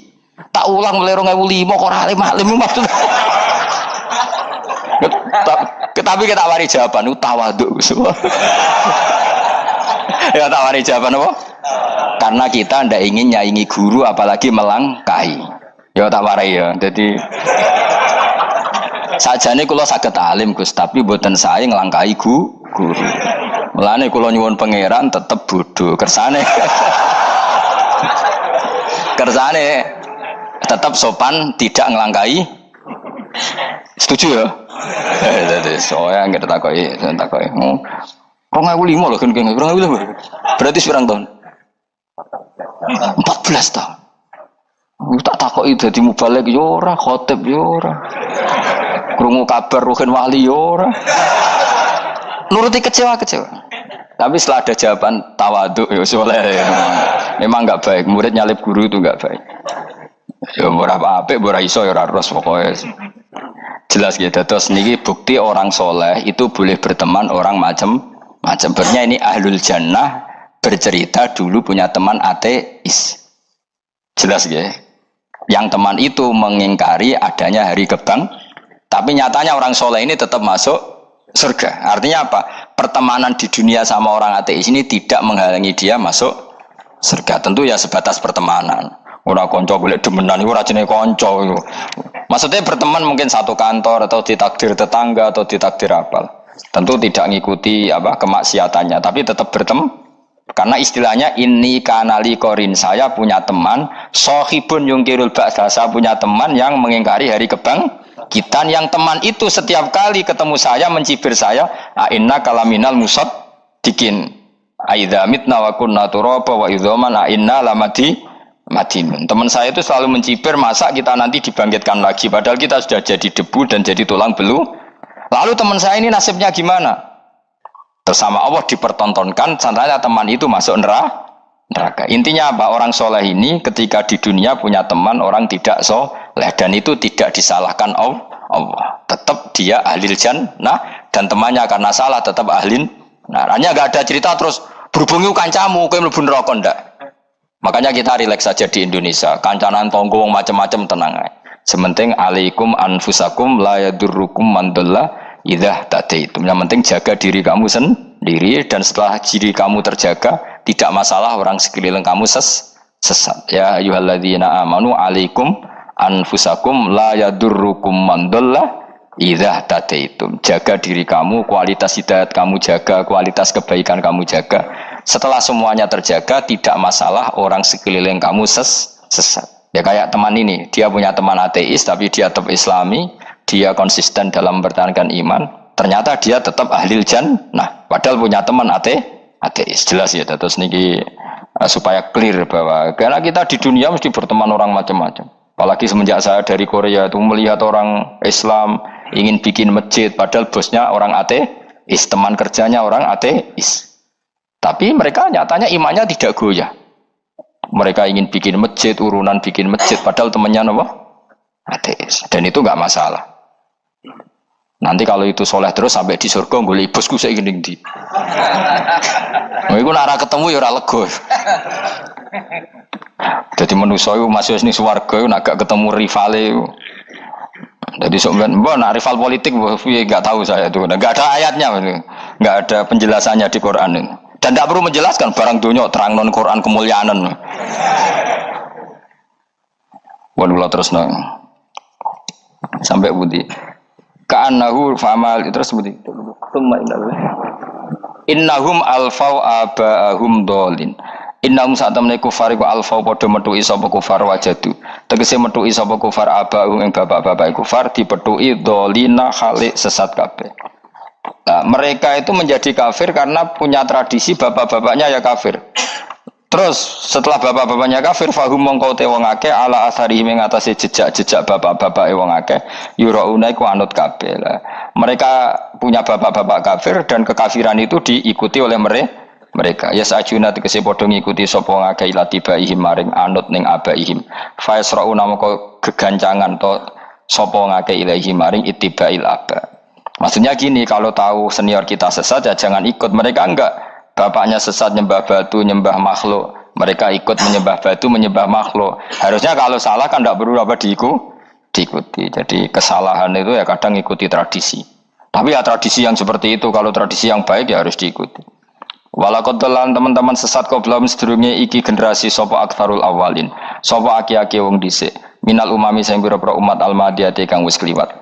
Walakot arsalan teman-teman ngutus ingsun fi dalam kabeh mungkiri nek wong sing meringatno kabeh minar rusuli sing pira-pira rusul mukhawifina tur ngekeki peringatan kabeh fangdur mongko angen-angen sira kaifa kana hale kaya apa ana apa akibatul mudharin apa akibate wong sing dikei peringatan ayil kafirin tegese wong kafir kabeh ai akibatuhum tegese uta akibate kabeh akhir dari perjalanan mereka wa aladabu siksa orang yang tidak iman pasti akhir perjalanannya siksa. Senajan to ning donya mereka ngelola dunia lebih baik ketimbang kita. Kehidupan dunianya lebih baik ketimbang kita. Intinya kowe aja sampai kalah donya kalah akhirat. Awas kene. Kalah donya aja sampai sini-sini wong. Wis go jalalan jule kalah donya. Gunane apa go konsep jalalan ngalor gitu. Tutu isi jalalan kalah di dunia menang akhirat jebule kalah pisan ya. Innalillahi wa inna ilaihi raji'un. Awas ke sebenarnya swarga sini-sini wong. Illa ibadah wa kecuali pira-pira kaulan wa al mukhlasina kang ikhlas kabeh al mukminina kang mukmin kabeh. Fa innahu mongko satune ibadah wa al mukhlisin utawa al mukhlasin iku najau. Iku selamat sapa kabeh minal adabi sanging siksa. Li ikhlasihim krana ikhlase wong akeh fil ibadah ing ibadah. Nak kira iki ta wa illa ibadah wa mukhlasin jam iki. Fathah. Kira iki ta napa? Lame fathah.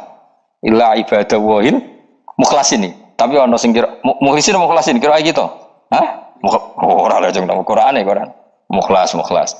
Auli anna wa ta'ala wa ta'ala akhlasa nyelametno sapa mikhlasno sapa ing kabeh lah krana ikilah amal ala qiraati fathil lam ing atase wacanan maca lam. Dadi qiraah itu ada illa ibadah wahil mukhlisin, ada illa ibadah wahil mukhlasin. Jadi mang dua qiraah.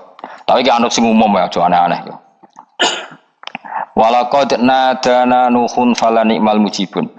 Walaqad nadana lan teman-teman ndonga nek kita sapa nuhun Nabi Nuh bi kauli iklan dawuh Nabi Nuh, Rabbi inni makhlubun fantasir. Rabbi do pengiran ingsun ini sak temen ingsun makhlubun den kalahno, fantasir mongko kula aturi nulungi panjenengan.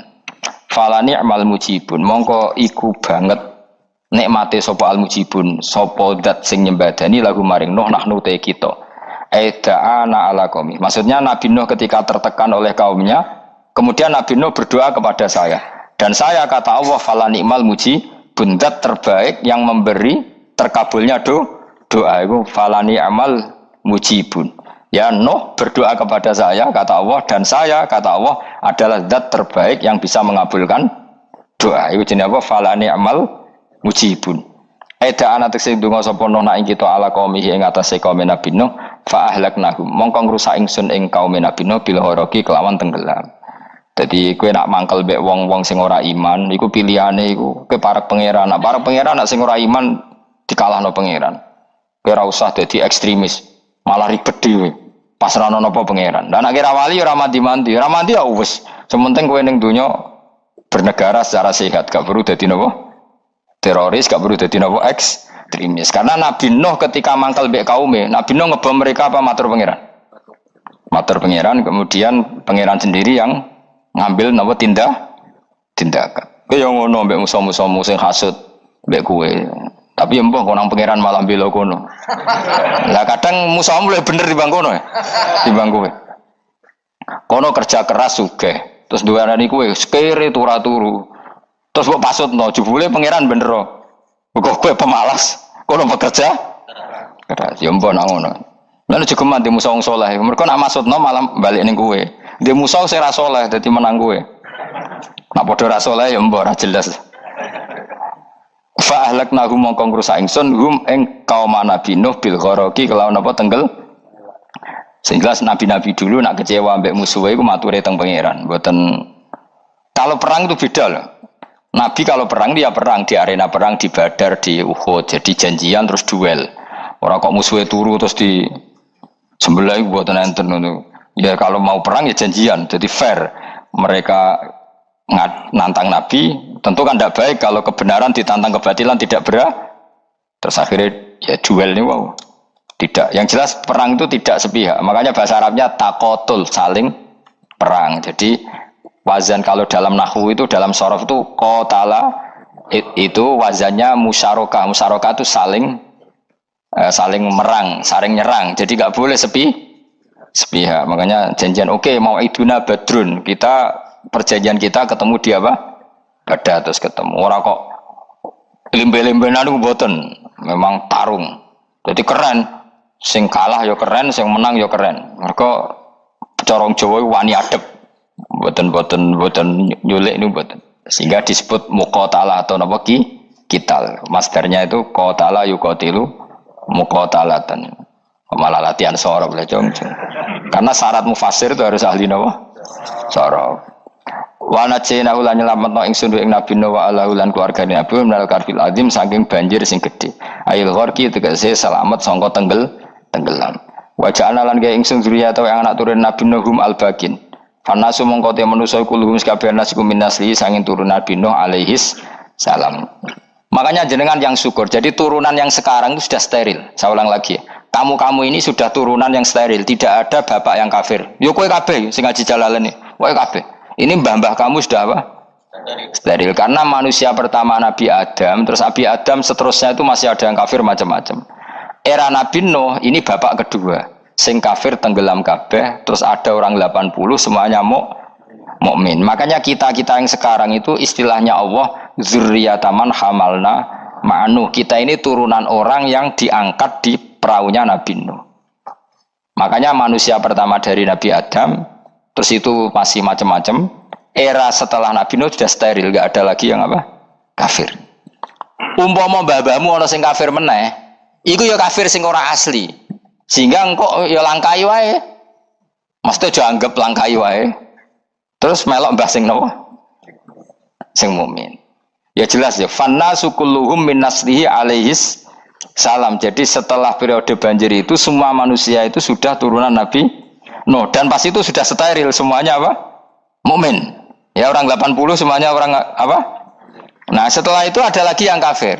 Lah aku ora roh iku sing dadi mbahmu ta ora roh. Ya ora perlu roh kowe. Mulane ora apal nasab penting kanggo biasa ben ora roh. Tadi fanasu mongko te manusa kulo kabeh nas iku min naslihi saking turunan Nabi Nuh alaihi salam. Bakana lan ana kula kedene sapa salah satu auladin sapa telu pira-pira anak Sam. Pertama Sam wa Abul Arab wa Faris wa Rum wa Ham wa Abu Sudan. Sing Ham Abu Sudan, bapake wong napa? Sudan. Wa Yafas, ana sing maca Yafis. Yafas Abu Turki, bapake wong pundi? Wal Khazar wa Ya'jud wa Ma'jud wa Magunalika. Mbah kowe minduane sing tira babamu sing Abul Arab ira ngembesek. Persi kita ya kurang ganteng. Rom kira ora wong Itali. Kowe turunan ndi? Ham iku paling Abu Sudan wong ireng-ireng. Paling iku. Wis ben ngono, ben wis. Wa tarakna alaihi fil akhirin. Wa tarakna lan nyisano ingsun apa qaina tegese nyisano ingsun ali ngatasin Nuh tak sisano sanaan hali dadi pangaleman hasanan kang apik fil akhirin ing dalem periode-periode sing akhir minal anbiya sing pira-pira nabi wal umami lan pira-pira umat ila yaumil kiamat tumeka maring dina kiamat. Nuh jejak-jejak kebaikannya akan saya maklumatkan kebaikannya sampai ila yaumil kiamat. Mulane ra ono barokah kados ngaji, jenengan kudu syukur ngaji. Misalnya Nabi Nuh dititahno Allah akan dipuji ila yaumil kiamah. Yang muji siapa kalau enggak kita ini? Barokahnya ngaji kita tahu kehebatan Nabi Nuh, kita tahu sejarahnya Nabi. Berarti yang muji Nabi Nuh siapa? Ya kita ini yang ngaji. Andai kan tidak ada yang ngaji orang tahu enggak tentang Nuh? Enggak tahu kan? Makanya banyak wali yang enggak suka doa. Bukan karena anti doa enggak, katanya saya yang didoakan para yang sudah meninggal. Karena yang sudah meninggal itu sangat mencintai kita. Lan kula itu termasuk ulama sing jarang ndonga. Nggih ndonga tapi jarang banget. Ora koyo kowe men ndonga ora tau mandi. Kula nu jarang ndonga karena dawuh Kanjeng Nabi, siapapun yang menghidup-hidupkan sunnahku otomatis layak mendapat doa doaku. Dawe Nabi masyhur, ala khulafai rahmatullah. Siapapun yang mengganti saya berhak dapat rahmatnya Allah. Manhum ya Rasulullah. Siapa itu? Alladzina yuhyuna ma amatahun nas min sunnati. Orang yang menghidup-hidupkan sunnahku yang sudah mati. Coba Nabi Nuh sekarang dapat titah dipuji di dunia ilayomil. Yang muji siapa coba? Kita-kita kan. Karena kita menerangkan sejarah Nabi Nuh bahwa beliau adai ilallah, beliau konsisten berjuang ilat tau. Coba kalau tidak ada orang ngaji, siapa yang tahu Nabi Nuh? Man huwa, siapa dia? Kan tidak ada yang peduli. Itu kayak kasus Musotek dulu. Katanya Musotek kan punya pengaruh 40.000 orang yang ngakui Musotek itu Nabi. Ternyata itu keliru, itu hoax. Saya termasuk orang yang menanyai kenapa mereka menabikan Musotek. Tak tanya, kenapa kamu percaya Musotek Nabi? Memangnya kenapa kalau dia Nabi? Ya, kamu tahu Nabi apa? Nabi itu apa? Tidak tahu. Gitu sih. Makanya saya itu menyayangkan ada berita. Sebenarnya yang mereka mengatakan Musotek Nabi itu tidak tahu Nabi apa itu tidak tahu. Cuma mereka percaya demokrasi. Kalau dia ngaku Nabi susahnya apa sih? Pikirannya itu. Susahnya apa kalau dia Nabi? Lah kamu tahu Nabi apa? Enggak tahu aja. Repot kan? Itu kan seperti orang pakai nama Ghazali tapi enggak tahu sakralnya Imam Ghazali. Akhirnya ngefly. Jenenge Abdul Qadir Jilani beling ora karuan. Mergo ya ora roh. Ya kok jenenge Mustofa ini. Orang pilihan tapi ya kelakuane ngene iki. Aduk Ruhin jus wong sing tukang istirahat. Dadi maknane Mas Ruhin wong sing seneng. Mulane turu. Dadi sarohae maknane istirahat. Nganggo sintasin. Sinta yo tukang istirahat bener urip ngene iki. Ya ora apa-apa, donya sepele kan biar istirahat. Jadi makanya kan nggak ada ulama yang nggak dicintai para wali yang sudah meninggal karena tadi siapapun yang menghidupkan sunnahku setelah sunnah itu mati maka dapat doaku. Sehingga ulama ya doanya ya biasa aja, tidak usah berlebihan, just dungos. Karena kita yakin dongane Nabi luwih mandi timbang doa kita. Kalau kita menghidupkan sunnahnya Nabi, ngaji maksudnya. Cuma namun di sunnah Rasul gak tahu ngaji. Sunnah Rasul yang ngaji, gue sing karuan. Wes jelas Nabi itu status pokoknya apa? Pengajar apa? Masyhur itu. Bu'istu mu'alliman. Sebagian riwayat pakai innama bu'istu mu'allim. Saya diutus hanya sebagai pengajar. Termasuk melakukan sesuatu yang tidak ideal. Itu Nabi lakukan demi status mengajar. Misalnya begini, sama tak bedai, enggak tak latih pinter. Tawaf jalan kaki sama naik skuter atau naik kendaraan itu afdal mana? Enggak, jawab saja. Afdal jalan kaki. Tapi Nabi ketika tawaf itu naik unta. Naik apa? Sehingga ulama ijma tetap saja tawaf naik unta sama jalan kaki afdal jalan kaki. Padahal Nabi kalau tawaf itu karena Nabi naik unta itu statusnya adalah mengajar, menunjukkan kalau itu sah. Jadi nilainya bukan enak-enak naik unta tapi mensyariatkan kalau itu sah. Dong ya. Kayak saya pakai baju hem. Dengan orang Arab pakai jubah. Mungkin cara Allah itu afdal saya. Saya orang Indonesia loh ya. Maksudnya saya ini orang Indonesia. Maksudnya saya orang Indonesia, saya ulang lagi. Bukan dengan status Habib atau ulama atau orang Arab. Guling-gilingan bahwa saya mengesahkan baju hem untuk sholat. Makanya dulu pernah di salah satu komunitas tabiin, saya ulang lagi tabiin. Itu semuanya pakai jubah, pakai serban. Jabir yang sahabatnya Nabi termasuk Abdullah bin Mas'ud, dia datang ke masjid, jubahnya itu dicopot, terus dia sholat tanpa pakai jubah. Sampai geger tabiin, ini gimana sahabatnya Nabi sholat kok pakai jubah, jubahnya dicopot, dicendel no. Terus dia sholat.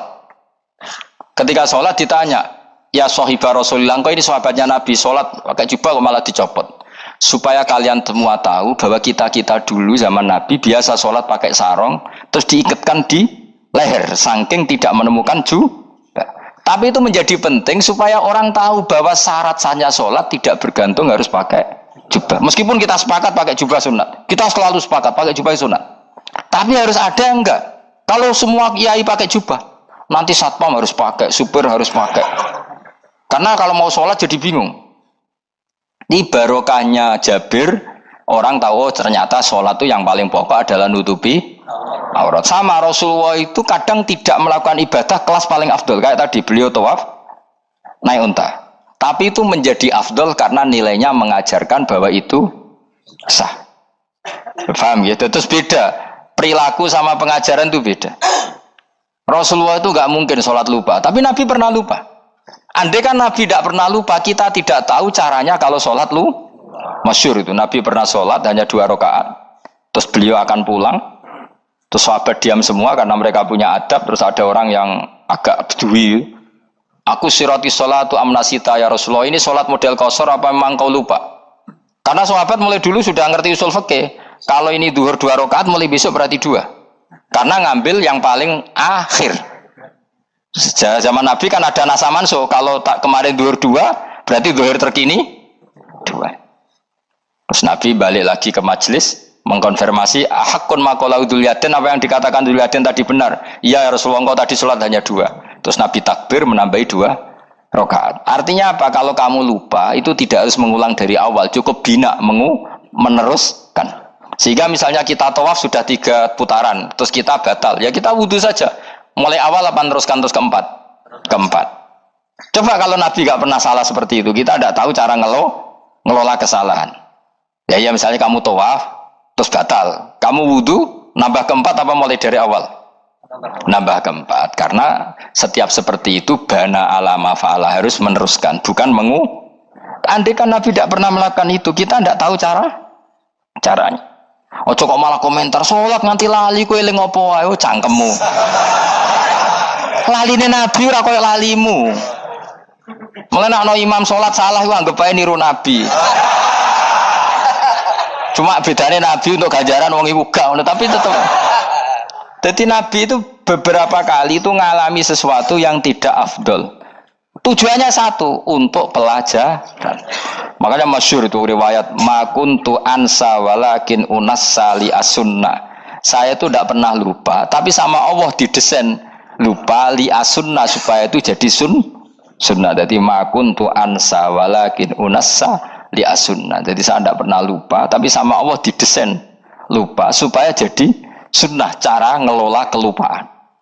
Misalnya sholat 3 apa 4, milih 3, milih al-aqal, karena itu satu-satunya cara. Sehingga Nabi didesain pernah sholat hanya 2 rakaat, terus diingatkan sama sahabat, terus itu jadi sunnah, caranya ngelola lupa. Begitu seterusnya. Nabi ngendikan al-ajur bi qadri ta'ab, secara makna seperti itu, tapi Nabi sendiri tawaf itu naik unta. Sehingga sekarang ada orang naik skuter, naik kursi roda, itu dikiaskan karena Nabi dulu pernah berkendara. Coba kalau Nabi tidak pernah berkendara, wong sing lumpuh gak iso tawaf, wong sing sakit gak bisa tawaf, karena gak ada riwayat Nabi pakai kendaraan. Tapi barokahnya Nabi pakai kendaraan, semua referensi itu gampang. Meskipun Nabi sendiri pas itu masih sehat, sangat sehat. Tapi biar jadi sunnah, kalau seperti itu tidak apa. Karena tadi Nabi itu yang penting buistu mu'alliman, saya diutus sebagai pengajar. Kadang Nabi melakukan sesuatu itu tidak ideal. Tapi tidak ideal yang akhirnya malah lebih ideal ketimbang ideal kita. Karena apa? Nilainya taklim, mengajarkan. Itu masyhur itu dalam ilmu usul fikih.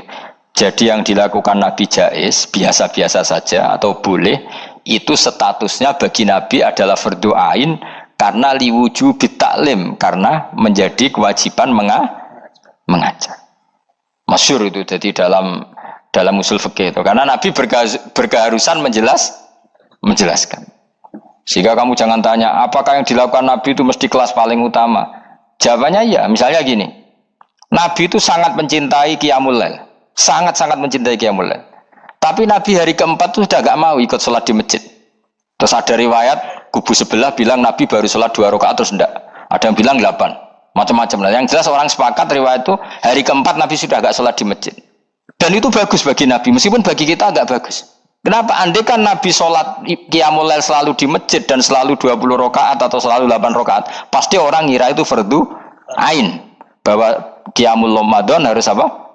Di masjid dan harus 20 rakaat atau 8. Tapi Nabi dari awal sholat itu tidak konsisten, kadang 2 rakaat, kadang 4 rakaat, kadang 6 rakaat, kadang 9 rakaat langsung tanpa salam.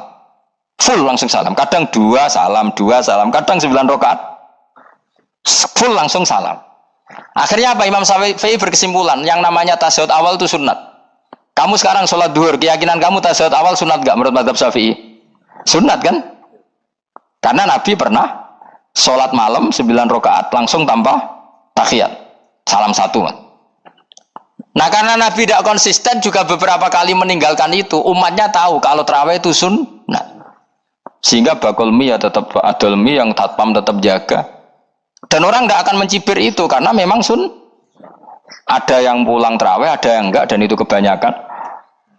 Ya barokah Nabi tadi. Loh saya betul, saya itu tidak sombong. Saya itu punya pondok, punya santri banyak. Sampai sekarang saya kadang ya tidak tarawih, ya ora delik biasa. Supaya orang tahu kalau itu mah enggak wajib. Tapi berhubung saya nama kadung apik, ngono ku ya ora dadi jatuhku, aman. Tapi sebenarnya hatiku yo nangis, kangen kula mbek pangeran. Lu Nabi sangat kangen mbek pangeran, tapi kalau melakukan ibadah secara terbuka semua pasti dikira itu wajib dan itu memberatkan umatnya. Nah, kowe ora usah ngono, kowe ora usah terus niru Nabi, kadang-kadang ra traweh niru Nabi. Kowe bolak-balik wong ora ngarah, anut kowe ora ngarah. Mulane traweh wae, nek kowe bareng traweh wae. Kok GR apa ono sing nyoroti perilakumu ora ngarah. Makanya kenangannya Sayyidah Aisyah itu, kenangannya beliau itu wa in, sama siapa teks hadisnya ini ada di Sahih Muslim, wa in kana Rasulullah la yadaul amal wa yuhibbuhu makhafata ayyufrada alaihim. Sungguh Rasulullah itu sangat mencintai amal tapi beliau terpaksa meninggal. Jadi Nabi itu sangat merindukan amal tapi terpaksa beliau meninggalkannya, takut itu dianggap wajib. Misalnya Nabi siwakan. Kebayang enggak kalau kamu bangun tidur nemuin bupati, enggak kebayang. Nemuin presiden apalagi enggak kebayang. Lalu kamu bangun tidur langsung sholat, wudu terus sholat tanpa siwakan, kebayang enggak? Kan enggak kebayang. Jika kata Nabi, umpama saya itu tidak memikirkan umat saya, sikatan itu tak wajibkan setiap orang mau sholat. Wong kita mau ketemu presiden, menteri saja, bangun tidur mesti sikatan dulu baru ketemu. Masa ketemu Allah tidak sikatan? Artinya Nabi itu enggak kebayang, enggak pakai siwak itu enggak kebayang, karena mau sowan pangeran. Padahal lisannya Nabi sudah thayyib, sudah wangi. Tapi Nabi terpaksa kadang-kadang meninggalkan siwakan itu karena takut nanti dikira wajib. Kayak apa Nabi? Artinya Nabi pas siwakan ya baik karena menunjukkan itu sunnah, pas tidak juga baik karena ini menjadi pelajaran kalau itu tidak wajib. Lah nek kowe pas ra siwakan mergo dablek ngono lho. Mulane kowe ojo kan jajal ya kangkang sing biasa rokokan, bariku ana komat langsung salat tas siwakan. Sing biasa ngaji sore iku lho ora usah contoh ado-ado. Enggak kelakuanem lho. Iku perkara niru Nabi ta perkara rasa-rasane? Jawab. Jadi Nabi itu beda. Perilaku apa saja itu jadi teladan, akhirnya jadi referensi. Begitu juga Nabi yang mensunatkan sunat safar, sunat kudum. Tapi Nabi beberapa kali ada sholat. Ada sahabat yang selalu sholat safar. Kalau pergi sholat, kalau datang sholat. Sampai Nabi ya disalahno. Agama ora ngene iku, Cuk.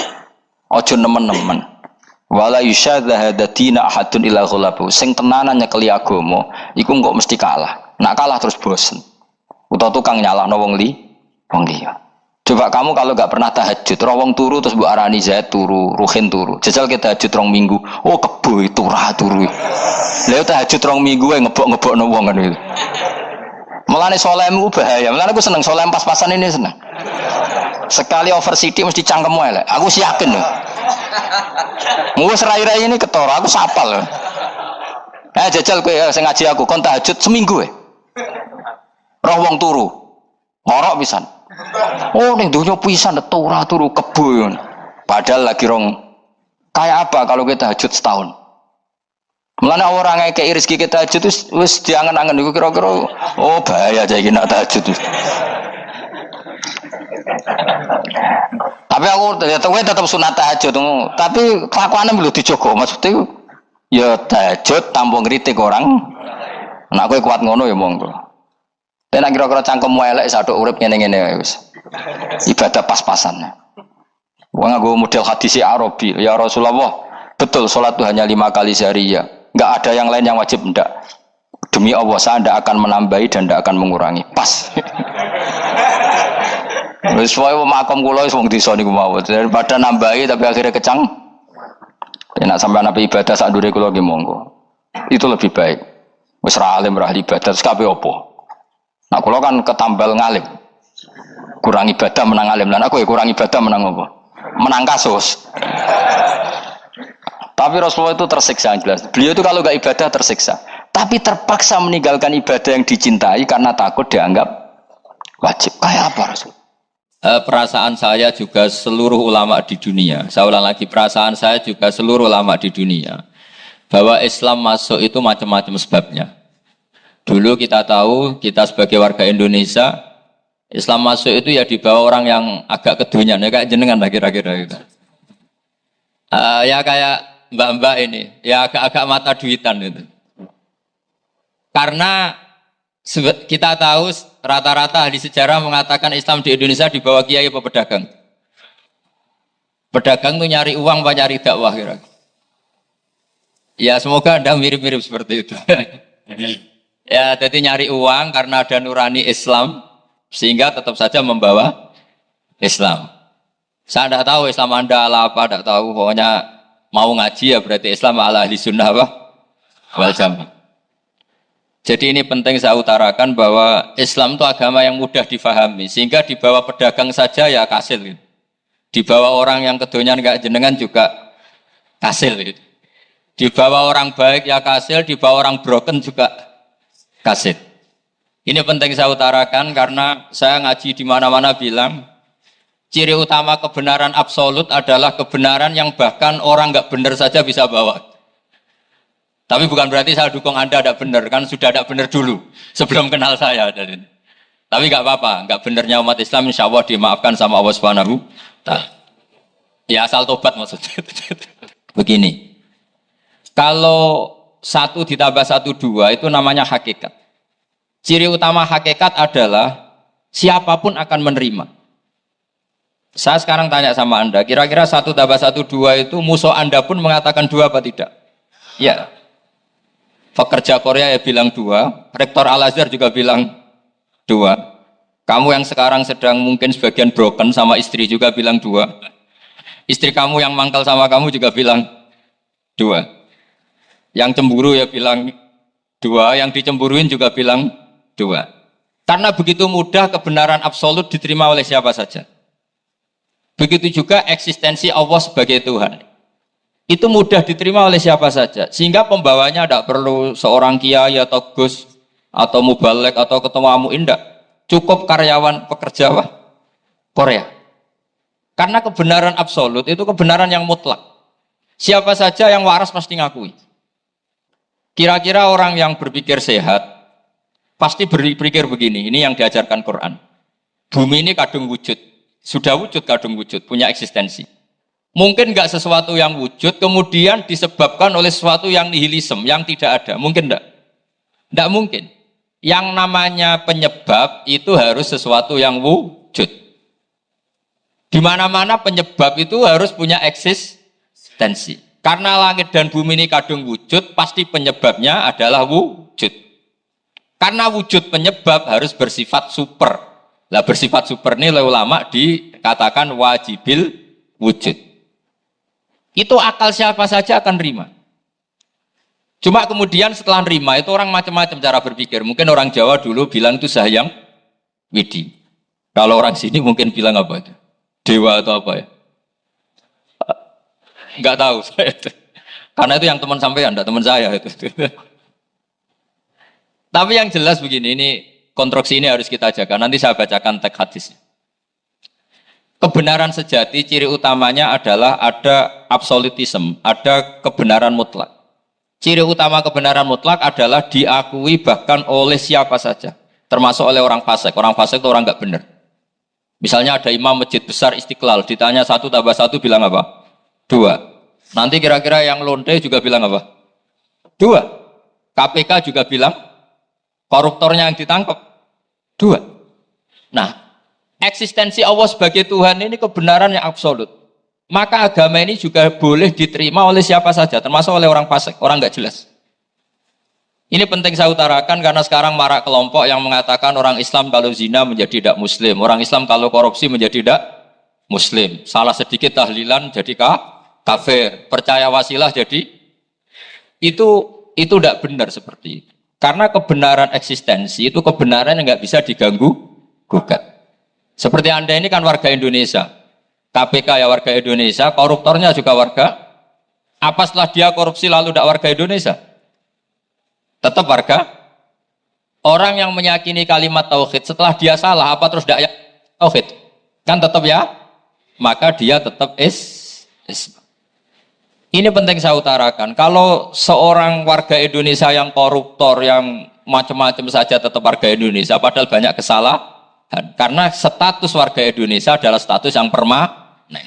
Begitu juga status Muslim adalah permanen bagi siapa saja yang melafadzkan La ilaha illallah Muhammadur Rasulullah. Kita tidak bisa mengkafir-kafir mereka. Itu juga yang sering dipesankan dan jadi ciri khas ulama ahli sunnah wal jamaah, tidak mengkafirkan orang Islam meskipun melakukan dosa besar. Soal dia salah nanti masuk neraka ya silakan saja, saya ada ikut, paham ya? Sampai bisa mencoba. Tapi tetap saja dia Muslim. Analoginya tadi. Analoginya gampang sekali tadi. Orang Indonesia yang salah itu tidak akan merubah statusnya sebagai warga Indonesia. Karena ya memang dia berstatus warga Indonesia. Orang Islam yang sudah melafadzkan syahadat maka menjadi Muslim. Saya di mana-mana berkampanye, berfatwa. Orang kafir yang 70 tahun kafir, sekali melafadzkan kalimat tauhid, itu menjadi Muslim apa tetap kafir? Muslim. Masa kita yang Islam terus, yang kalimat tahlil la ilaha illallah kemudian menjadi kafir karena kalimat itu? Itu faham aneh apa aneh? Wong yang kafir saja menjadi Muslim karena kalimat tauhid, yang Islam menjadi kafir juga karena kalimat. Ini ngajak apa-apaan? Ya ngajak goblok-goblokan, kira-kira kan gitu. Ini penting saya utarakan karena ini penting. Nah, setelah kamu yakin tauhid, ciri utama tauhid itu apa? Menstatuskan sesuatu sebagaimana hakikatnya. Misalnya bumi Korea, ini statusnya tetap buminya apa? Maka dari awal saya husnudzon sekali sama Allah Subhanahu wa taala bahwa suatu saat di bumi mana saja itu ada tahlil. Enggak ngira kan ada ateis di sini, bumi ateis kemudian ada tahlil, ada sakduna, ada macam-macam. Karena kita ketika sholat, makanya saya tadi janji akan memaknai kalimat-kalimat yang sering Anda baca ketika sholat. Di sholat saat ada itidal ngendikan apa? Rabbana lakal hamdu, ayo dibaca mil'us samawati wa mil'ul ardi wa mil'u ma syi'ta min syai'im ba'du. Sama nani secara tradisi pesantren Rabbana do pangeran kita laka iku kaduwe panjenengan alhamdulillah segala puji. Engkau punya segala puji. Mil'us samawati, yang pujian itu memenuhi langit. Tentu langit itu penuh dengan pujian. Semua malaikat bertasbih, bertahmid. Karena malaikat tidak ada yang kerja di pabrik, itu tasbih terus gitu.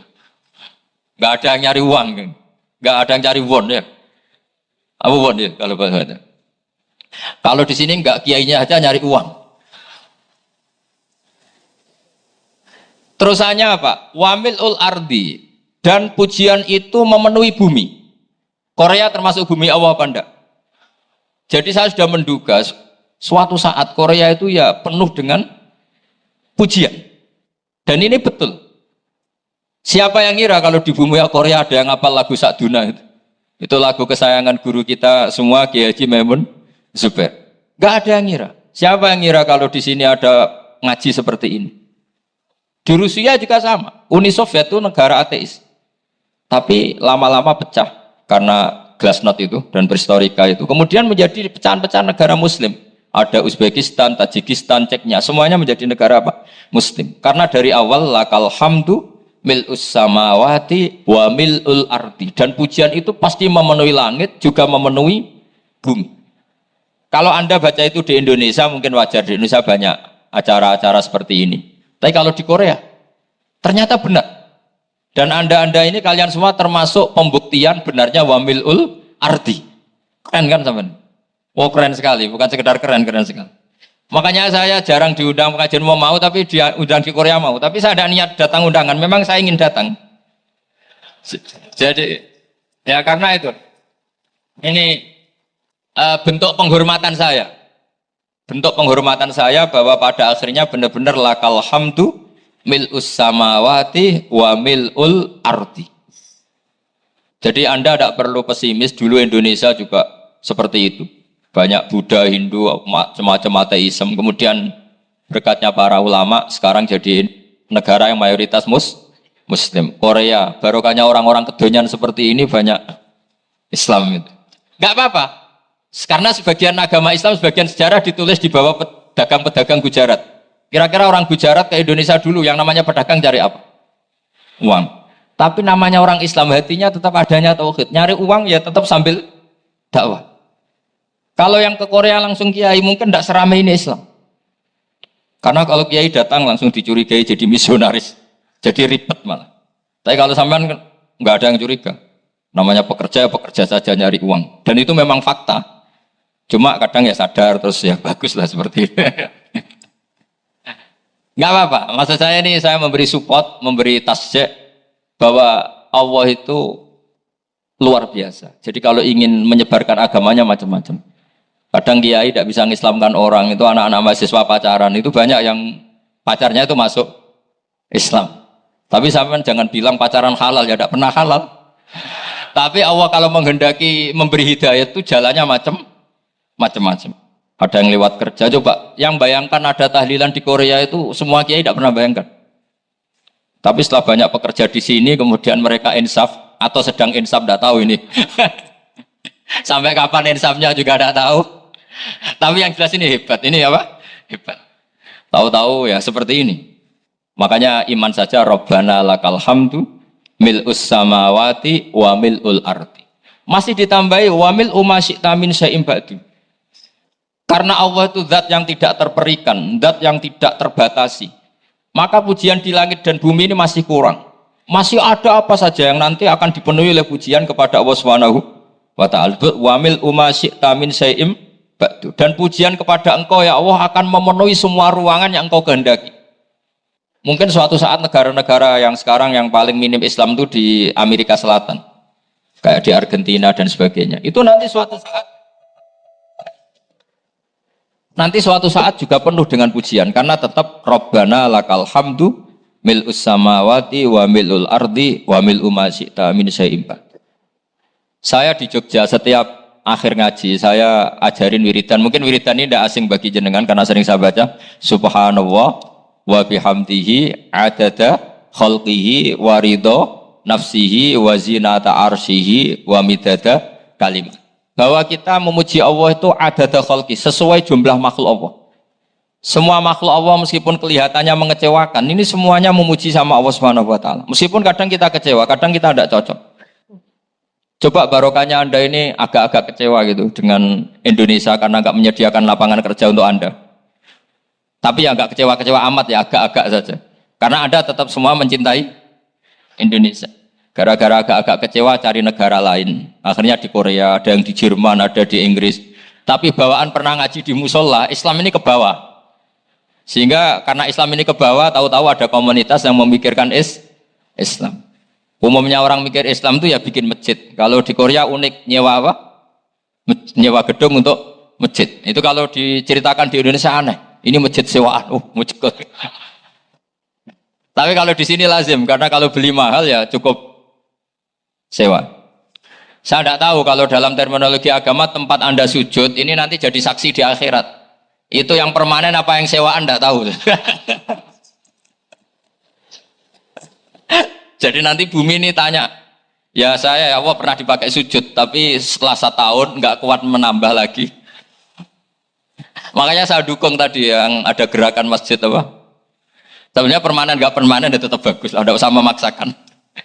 Yang jelas saya sudah ikut nyumbang lelang tadi dan saya berharap uang itu benar-benar untuk masjid. Kalau untuk tamirnya juga gak apa-apa, yang penting untuk menghidupi masjid. Saya juga termasuk kiai yang gak suka kalau hukum itu terlalu fanatik. Misalnya uang ini untuk masjid, kemudian imamnya diterlantarkan karena alasannya ini untuk masjid. Imam kan tidak masjid. Nah ini kalau imamnya gak diservis kemudian mutung terus pulang ke Indonesia, ini jadi masalah. Tapi saya juga agak suka kalau ada negara gitu. Betul-betul saya tidak suka. Yang imamnya itu terlalu diservis. Ini buruk sekali kan. Pernah ada anekdot, ini anekdot tapi nyata. Ada negara yang sangat sehat, ya, Islamnya sangat sehat. Itu imamnya 1 bulan tuh digaji 70 juta. Kira-kira 70 juta dibagi 1 hari berapa? 5 sholat ya? 5 kali. 5 kali 30 berapa? Kira-kira saja. 150. Berarti per sholat dapat berapa ya? Kira-kira. Kan biasa potong gaji kalau... berapa kira-kira? Singkat cerita, si kiai dari luar negeri tadi cerita, apa Indonesia? Kiainya miskin-miskin, datang ke masjid kan kadang pakai ontel, adzan sendiri, qomat sendiri, sholat sendiri kadang. Itu nasib orang-orang Sragen dan Salatiga sebagian. Itu yang lapor karena mereka itu. Kalau Rembang insya Allah enggak. Tapi ada semuanya Salatiga, sebagian begitu. Itu yang cerita kiainya, bukan ini bukan hoax, memang kiainya cerita. Nasib kiai di Salatiga Gus katanya. Itu digojlok, tapi tetap sholat. Sehingga cerita orang tadi cerita, imamnya di sana naiknya Mercy, muadzinnya pakai BMW. Itu tetangga sebelah Indonesia banyak yang fasilitas imam seperti itu.